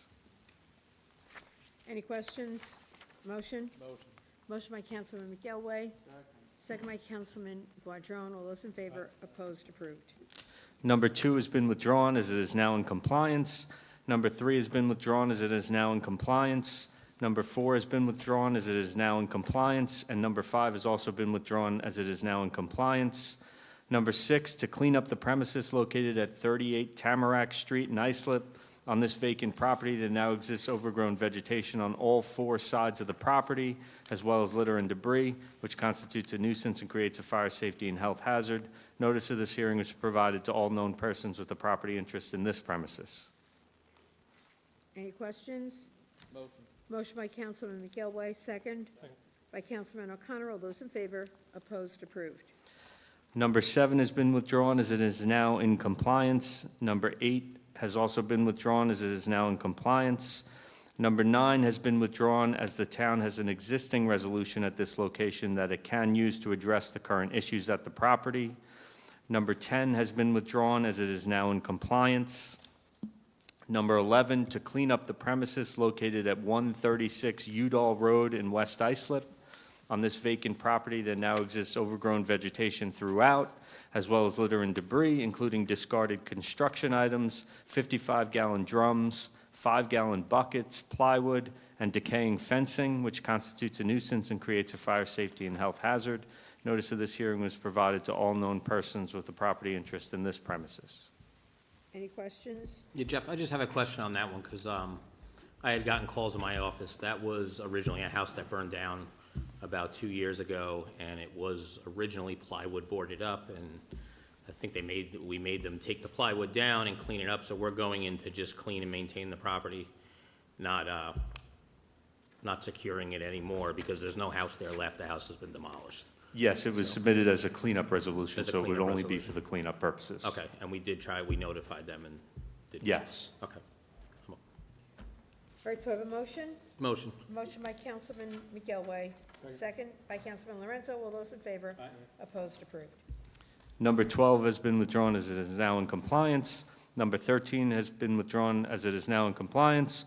And also number 14 has been withdrawn as it is now in compliance. And that's all I have. Thank you, Thank Jeff. you. Okay, we will move to number 3, the bid awards. Any questions? Motion? Motion by Councilman O'Connor, second. By Councilman Guadrone. All those in favor? Opposed? Approved. Item 4, the option year resolutions. I know you've reviewed them all. Any questions? Motion? Motion by Councilman McElway, second. By Councilman Lorenzo. All those in favor? Opposed? Approved. Item 5, authorization to participate in an update to the 2025 Suffolk County Multi-Jurisdictional Hazard Mitigation Plan. Are there any questions? Motion? Motion by Councilman Guadrone, second. By Councilman Lorenzo. All those in favor? Opposed? Approved. Item 6, Town Board approval to ensure that the current base proportion of either the homestead or non-homestead class does not exceed the adjusted base proportion of the immediately preceding year by 1% in accordance with real property tax law, section 1903, and the Town of Islip Local Law Number 3 of 1982. Any questions? Motion? Motion by Councilman Lorenzo, second. Second. By Councilman McElway. All those in favor? Opposed? Approved. Item 7, authorization to supervise to enter into professional services agreement with Edmunds GovTech, Inc. for software services related to the town's real property management and tax collection system. Are there any questions? Hearing none. Motion? Motion by Councilman Guadrone, second. by Councilman Lorenzo. All those in favor? Opposed? Approved. A to the special events, there's a listing there. Any questions? Motion? Weren't there some motions to set aside the rules? Yeah, so I made a motion to waive the rules and include the event fire department open house to the list. I have no objection to that motion. What are you adding? It's on as O. It's on as O. It's on the list Oh, as O. okay, it's on. It's on the list as O, but it shouldn't be because under our rules, we have to make a motion to suspend the rules to allow it to be added late. Correct? It's not on the list, no, not the resolution I have. I have a resolution with it added separately, if you'd like me to hand them out, but the one in the packet. Does not include O. Does not include O. Right, so let's address the one we have in the packet. Is there a motion? Councilman, you made a motion, I'll second the motion. But that's not before us yet. Number 8, he'd like to suspend the rules so he can add O. So the first motion is to suspend the rules. He's made that motion, I'll second. Okay. Just to reiterate what the clerk said, she has it as a separate item. So if you want to pass it out. So you want to just do 8 on its own and then? Yeah, come that's back? what I was trying to do. Okay. But before we can do 8 on its own, don't we have to suspend the rules first, is my question. No. Why? 8 is here as presented. 8 is as And we'll written, and we're vote gonna on suspend the 8 rules as for the others. presented, and then we will take what he has given a copy That's to the way I her. understand the rules. I think we have to suspend the rules first before we can add O. That's the way I understand it. I'll defer to council. That is correct. If you're looking to add O, you would need to Suspend the rules. suspend rules first and then vote on the Fine. revised resolution. Councilman's made a motion to suspend the rules, I second. We have a motion and a second to suspend the rules to add O to the agenda of special events. All those in favor? Aye. Opposed. Now O is added to the special events. Can I ask a question? I make a motion to introduce a list of 1, 2, 3, 4, 5 new events to this resolution for your consideration, and there are types of, Councilman, please. I think, Go ahead. Those are the new items to be added. okay. O and P are added.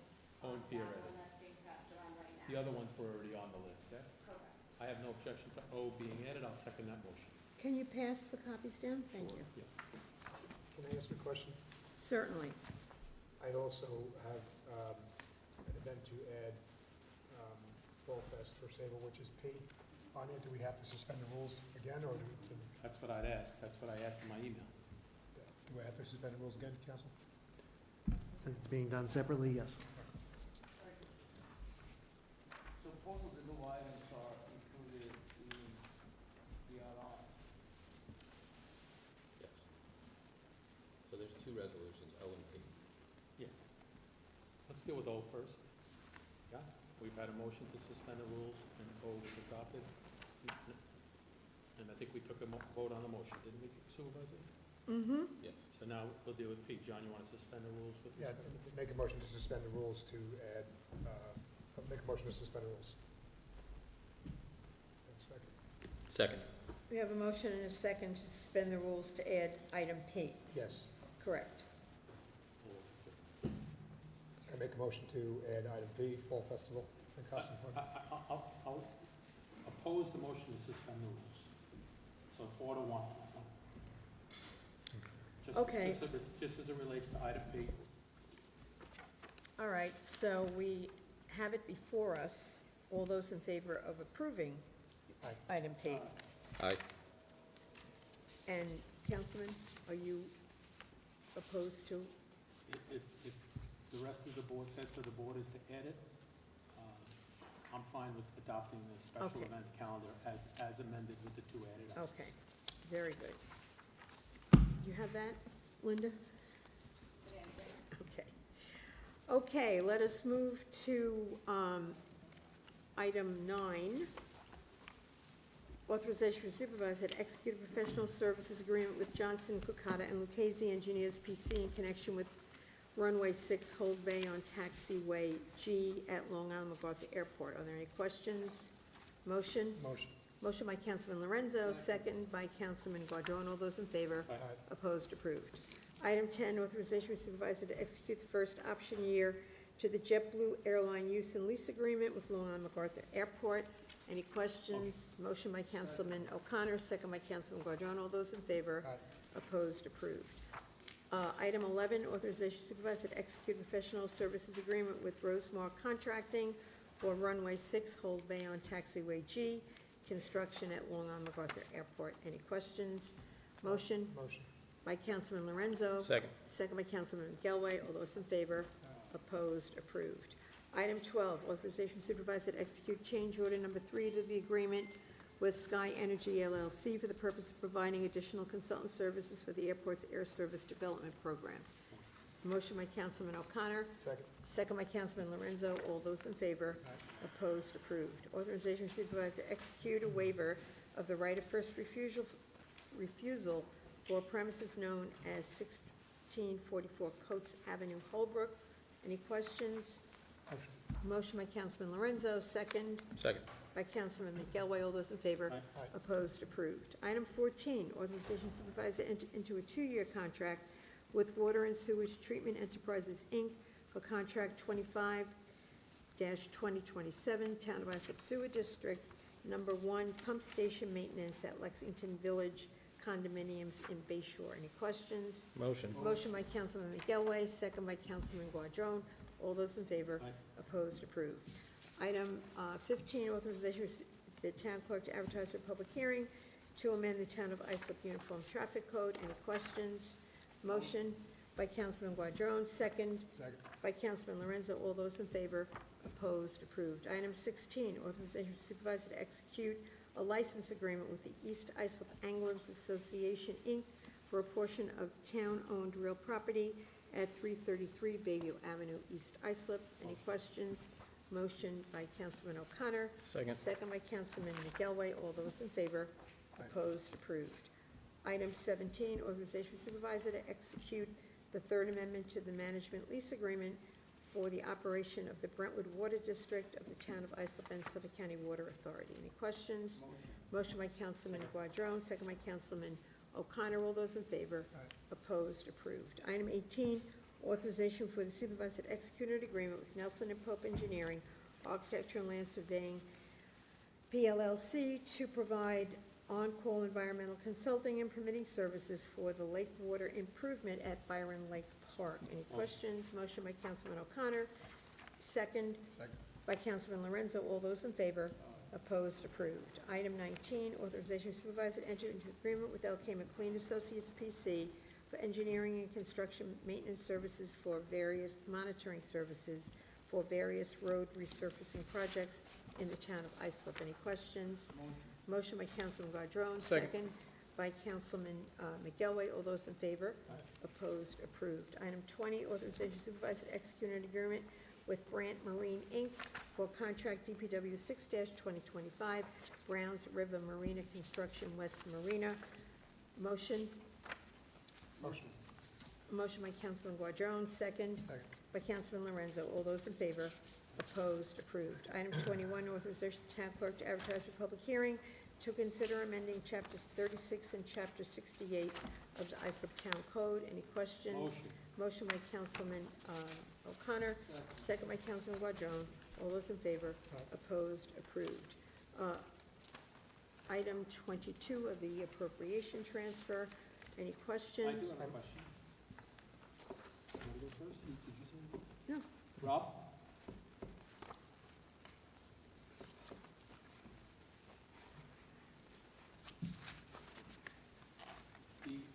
The original package that was distributed to us, which we reviewed at my briefing on Friday, I'm sure with the other council members at their briefing,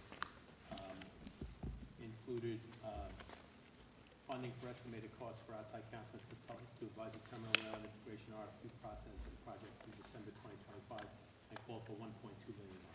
That's correct. And then today, at 4:21, you sent around a very comprehensive email attaching a new resolution for the same thing, or in essence, more comprehensively addressing all of the items that you want addressed with this transfer resolution. Is that correct? That's correct. Transfer appropriation. That is So correct, sir. this new item that you attached to your email, distributed at 4:21 today, is to replace the other appropriation transfer of 1.2 million? No, and I apologize for the confusion with that. The attachment that was sent to the email earlier was to explain the financial transactions that have taken place since March of 2025 up until July of 2025. That was the money that was originally allocated in the March Town Board appropriation transfer through the authorizing resolution. The resolution that is being presented to you tonight under resolution number 22 for the appropriations transfer in the amount of $1.2 million is still the authorizing resolution that we are seeking to continue to fund the procurement process. And the other appropriation transfer that was part of the package that I reviewed on Friday, called for $300,000 for the past. That's correct. Funds for council on this project, that's being worked into the 1.2 million, and the 300,000 has been removed. The $300,000 has been removed from this appropriation transfer as part of the $1.2 million that is up for a vote tonight. Out of that $1.2 million, that $300 has been included in that amount of money. That is money that has been previously owed for the months of August and September. The $1.2 million covers us from the months of August through the end of this fiscal year. Okay, so I was confused, because I read it as I was sitting here, based on the time that it was distributed to us. This resolution is, I'm reading it now and I'm seeing it. This is from February 25th of 2025. That is correct, so sir. This is kind of setting a backstory for us. It was This a is what you previously approved, and this explanation is why you need the 1.2 million. That is correct. It was a historical explanation of where we were and where we're at today from a financial standpoint, so the town board could have the privity of understanding what we're asking for tonight in the appropriations transfer of the 1.2 million. Thank you. Thank you. I would like to make a motion to approve so much of the resolution other than the $1.2 million appropriation transfer. I would like to make a motion to table the $1.2 million appropriation transfer. I'm only asking to table this resolution so we as a board can get some more information on this proposed project. As you all know, for proper economic development. In February, the county released an RFEI, and nothing to date I have heard, to the best of my knowledge, has the county come back with any information regarding the RFEI. There's been an LDC that's been formed a while back, probably over a year now, maybe more. To the best of my knowledge, I don't even know if the LDC has met. So before any more money is spent on this proposed project, I think we pause, take a step back, and find out what's going on with all of our partners in this proposition for this $1.2 million appropriation transfer for this possible move of the North Terminal. This is a generational project that's going to affect my district and our town for decades to come, and I think we should have as much information that we can with our other partners within the county before we move forward on spending any more money on this. All right, we have a motion to remove that one appropriation transfer and do that separately. Is that what you're suggesting? I understand, Supervisor, that he's tabling that. Table. Yes. I'd like to table the $1.2 million, approve the rest of the appropriation. I'd ask the commissioner to come back up. I want to find out if tabling that for one cycle will cause any issues.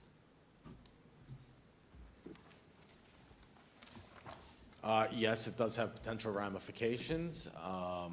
The fact of the matter is that tabling the resolution, I believe, does cause some complications to the procurement process. As investors, seeing a lack of certainty surrounding this project, I'm not sure what the outcome will be, but it doesn't help progress the project forward to table the resolution. Commissioner, we correct me if I'm wrong, we have no, from my when I remembered the first resolution appropriation transfer that we passed, it was for putting out the RFQ for the town, the county. I was told that the county needs us to do this so we can move forward together and they can put out their RFEI. Have you, at this point, heard anything regarding the RFEI from the county? I know that the RFEI is still active and that they have proposals. That is about the extent that I know of where the county is with their process. The LDC that has been formed, to the best of your knowledge, do you know if they've even met? The LDC has not met. Okay. So, If I could, Councilman, I met with county executive today, and they are very much wanting to move forward with the process. I think that tabling this would not really send the right kind of message. We had a very robust and professional RFQ process. The responses that we got were absolutely incredible from what I've been told, that each of the respondents is eminently qualified on an international level, and the possibility is really tremendous. And I think that we would be doing everyone, not just the airport or the town, but the region, a disservice not to move forward with this at this time. I This has appreciate been something that, we had Industry Day, we had the consultants there, it was an opportunity to understand the scope and the possibility that this presents for us. Again, I think it would be very foolish for us at this point to table it. I'm not a no on a project like this for the future, but this is generational for my district, and we don't have any hardcore evidence that anything is moving forward yet with our partners in the county. Well, I'm sorry, then you're not taking my word. I met with the county executive today, and this was very much a topic of discussion. And they are moving forward with it, and he, was anxious to see it moving quickly and not languishing any longer. So- This has been something that's been talked about for a long time. We can table it if we get the votes, and once we have some more information going forward, we can revisit it. at a different I time. have a question. Councilman Guadron. Moving forward with these appropriation transfers as it is, does it imply any commitments to any of the project parts? No, it does not imply a commitment to move this project any forward than through the end of the procurement process at the end of this fiscal year in December to get us to the point that we have proposers, selected proposer, and we have tangible documentation of statement of qualifications that becomes the intellectual property of the town of Islip thereafter. This, once again, is a generational project for my district. We have the MacArthur Business Alliance that we, as a town, puts money towards for an economic development plan. The county has put money towards for an economic development plan. That's coming out next week, within the next 7 to 10 days. We've all heard about it. I would love to hear what they have to say about it, why we're doing it. To me, there's no reason why. We spent more than the $750,000 already. I'm assuming. You are correct. The $750,000 has been spent, which is why we're here tonight asking for an additional appropriations transfer. But have we spent to this date, Commissioner, more than the $750,000 on this process? Yes. Total in the project process, yes, we've spent about $1.1 million. Okay, 1.1 million. So we're here asking for another 1.2 that we're not even stopping and waiting to listen to our community partners like the MacArthur Business Alliance that we, as a town and the county, has put money towards for an economic development plan. I'm not saying let's take this off forever. I'm saying let's table this. Let's see what comes out of it. Let's hear where the county's at, because I'm speaking for myself. I have not spoken with the county executive regarding this project. I have not spoken with anyone from any of the other avenues in the county about this project. I have not heard anything on it. I'm just asking let's pump the brakes, let's table this, let's get some more information, and then we can move forward. This is a lot of money. I truly understand your position, Councilman Lorenzo, but I'd be remiss if I did not say that this does potentially jeopardize this procurement process. I appreciate that. To the motion, I would ask, I can appreciate where you're coming from, Councilman. The airport does reside in your district, and a part of it affects the adjoining district, Councilman O'Connor's district, but the airport is a regional asset. The airport is bigger than one person's district. The airport is the town-owned airport that has regional economic significance to the entire region, the town, the county, and Long Island for that matter. And I am not willing to take a chance in jeopardizing this process that we have spent an inordinate amount of time on, not even talking about the finances. But then let's also remember that this money that we're talking about is money that can only be spent in the airport.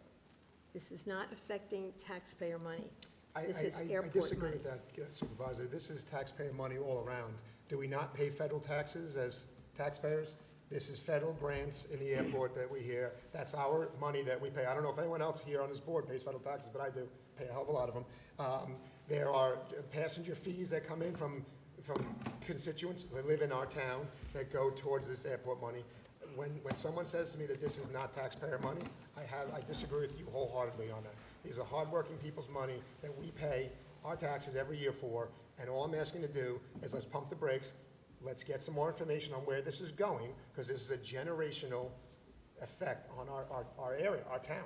And it is a regional airport, and it's a beautiful regional airport. I believe you said today that it's number 2 right now in the vote, and you urged our constituents to vote to see where we can get to number 1. So to pump the brakes for this, to find out where we're at and where the county's at is going forward with us as partners, I don't find is really, a catastrophe at this time. Well, I'm sorry, then we're going to have to respectfully disagree because I heard the commissioner say that this could have an adverse effect, and I'm not willing to take that chance. I have a question. If we pause this for a month, there will be an irreparable damage to the project? I can't answer that question because that's unknown. Could that be a possibility? Yes, it could be. And that means that any monies that have been invested in this procurement process will be lost if we do not proceed to it ends on that final study and report that we will be looking at to make an informed determination or decision as to which project we should move forward. Yes, Councilman, that's a fair assertion. Okay. I've been in development my entire career. They'll be back. I'm sorry. I hate to be the weenie in the room. I always am. But we are operating under Robert's rules. There's been a motion. After there is a second, I would ask for a discussion on the motion, please. There has not yet been a second. I'll second the motion. All right. Councilman, I'd ask for a discussion on the motion, if I may. Sure. Right now, your motion lumps 2 things together. 1, it approves the appropriation transfer as is, and 2, it separates out the airport resolution, and it's one motion, and it separates out the airport resolution and asks for that to be tabled. It puts me in the position as a fellow council member of having to make the decision on 2 separate items that are unrelated. So I would ask you to reconsider your motion and make 2 separate motions. 1, to approve the appropriation transfer as is, carving out the airport appropriation transfer, which we can deal with separately, so that I'm not put in a position where if I agree with the airport appropriation transfer, I'm forced to vote no with all of these other worthy appropriation transfers that are included in the resolution. Sure. I'm asking for that reconsideration on your motion, please. Sure, Councilman. Well, that sounds like a reasonable request. Councilman? I make a motion to table the appropriation transfer in the amount of $1.2 million for funding for estimated costs for outside legal counsel and consultants to advise on terminal rail and integration RFQ process and project through December 2025. All right, I would ask you to amend that resolution based on what Councilman O'Connor said, rather than table that part of the appropriation resolution to carve that particular thing out. Make a motion. How would you like me to say it, Supervisor? Tell us. Well, if you're tabling that. I think everyone here understands what I'm trying to say. I said I would like to make a motion to approve the appropriation transfer, accept the $1.2 million appropriation transfer. Okay, stop there. That's the motion. That's your motion. That's what I said from the beginning. No, you didn't, but that's okay. I did say that from the beginning. You can pull back the record. Okay. Your motion is to approve the appropriation transfer and Carving out. as is, and carving out the appropriation transfer as it relates to the That's what I airport. said from I the will second. second that motion. Okay. So we have a motion to approve the appropriation transfers with the exception of that one that has been carved out that will be considered separately. We have a motion. Do we have a second? Yes. All in favor? Aye. Aye. Okay. The appropriation transfers with the exception of the airport has been approved. Now I would ask that we consider the appropriation transfer for the airport. And I'll second that motion. Okay. We have that motion before us. Is there any discussion on it? We have a motion and a And second. we didn't originally discuss the motion to table it, That's to fine. not actually vote it Okay. down. We can, so let's have the motion to table that. Did we not discuss the motion to table it already? Right, Yes. you make the motion, Mike, you second, is that correct? Sure. Table the appropriation To table the transfer for appro- the airport. Yes. $1.2 million. So we have a motion and a second to table. All those in favor of tabling the airport resolution? Aye. Opposed? No. Opposed. We have 3 opposed, 2 in favor of tabling. The resolution to table fails. So I'd make a motion to consider the appropriation transfer, that portion of the appropriation transfer resolution dealing with the appropriation transfer at the airport. And I will second that motion. All those in favor? Aye. No. No. Okay, we have 3 in favor, 2 opposed. The resolution passes. Let us move then to item 20. Thank you, Supervisor. Thank you, members of the You're town board. welcome. Item 23, Town Board approval for the endorsement of a proposed joint consolidation and dissolution agreement between the Bay Shore Fire Protection District and the Bay Shore Fire District, and authorizing the town clerk to publish for a public hearing.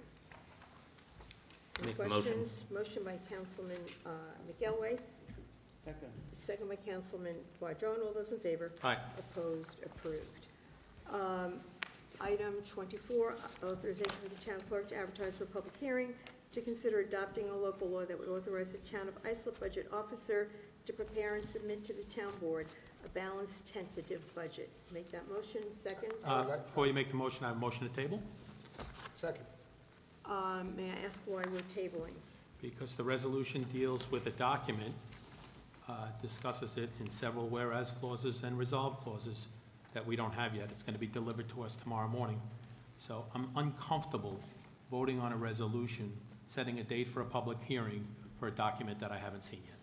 Well, the document was emailed. However, you know, we were here when it came. But I would think that we would do well to move forward with the public hearing to give the public as much time and notice as possible. We want to do things transparently, and to delay setting a public hearing, I think would not be fair. I'm sorry, and I don't mean to reach across here because that would be rude. May I see that document, the blue binder, please? Under New York State town law, ceremoniously, the comptroller is to deliver to the town clerk what is known as the town budget for the upcoming year. It's a ceremonious thing, but under New York State law, you must do it by a certain date. That was done tonight. We saw it done right at the outset of the meeting, where we said, before we start the meeting, I'd like to present the budget to the town clerk, and we did that. I can't be expected to have read this, never having seen it, and just present it ceremoniously to the clerk today.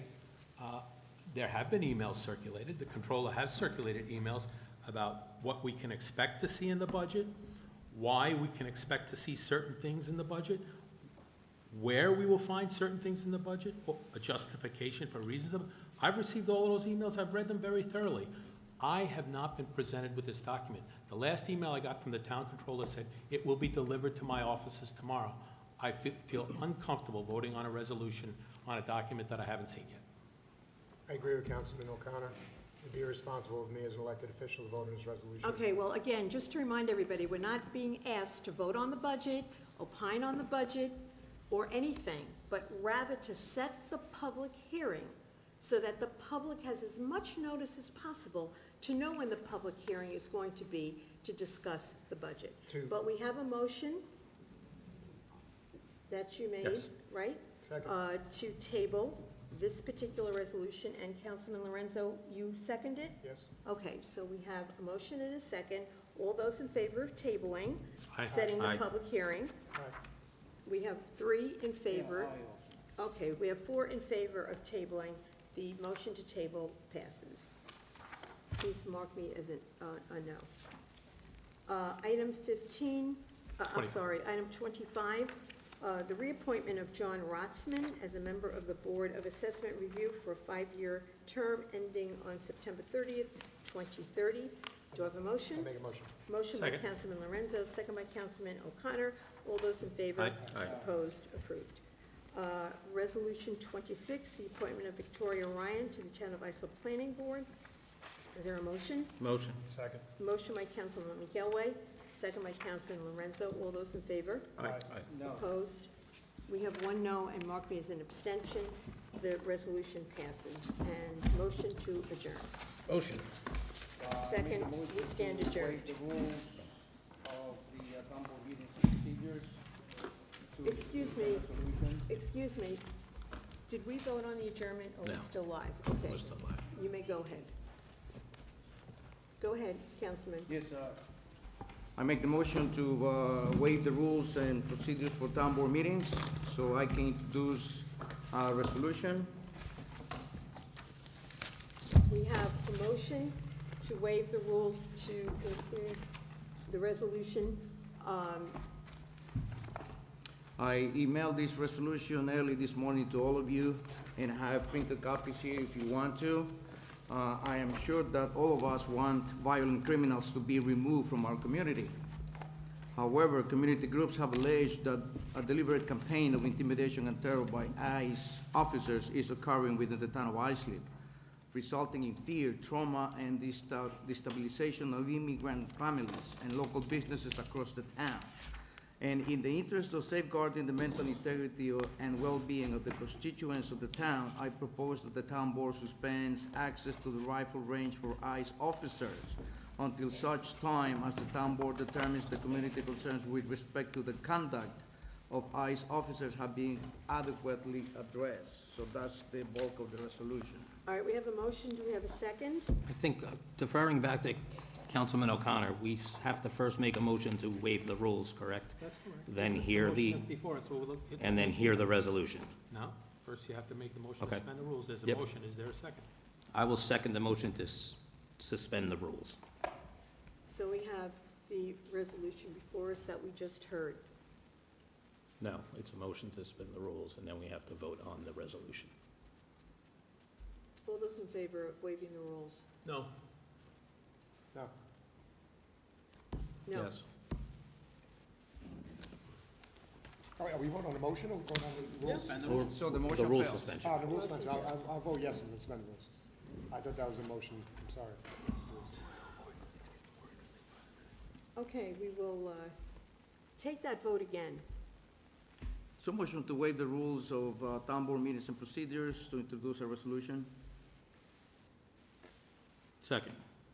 So we have a motion and a second. Roll call on the vote to suspend the rules. Councilman Guadrone. Yes. Councilman McElway. Yes. Councilman O'Connor. No. Councilman Lorenzo. Yes. Madam Supervisor, No. motion passes 3-2 to suspend the rules. All right, so I presented a motion, I emailed it to you early this morning. I think it's redundant that I read it again. It is related to the ICE officers' use of the rifle range of the town. The resolution proposes to suspend the use of ICE officers of the rifle range. Okay, we have a motion. Do we have a second? There is no second. The motion then fails for lack of a second. Thank you. Motion to adjourn. Second. All those in favor? Aye. We stand adjourned.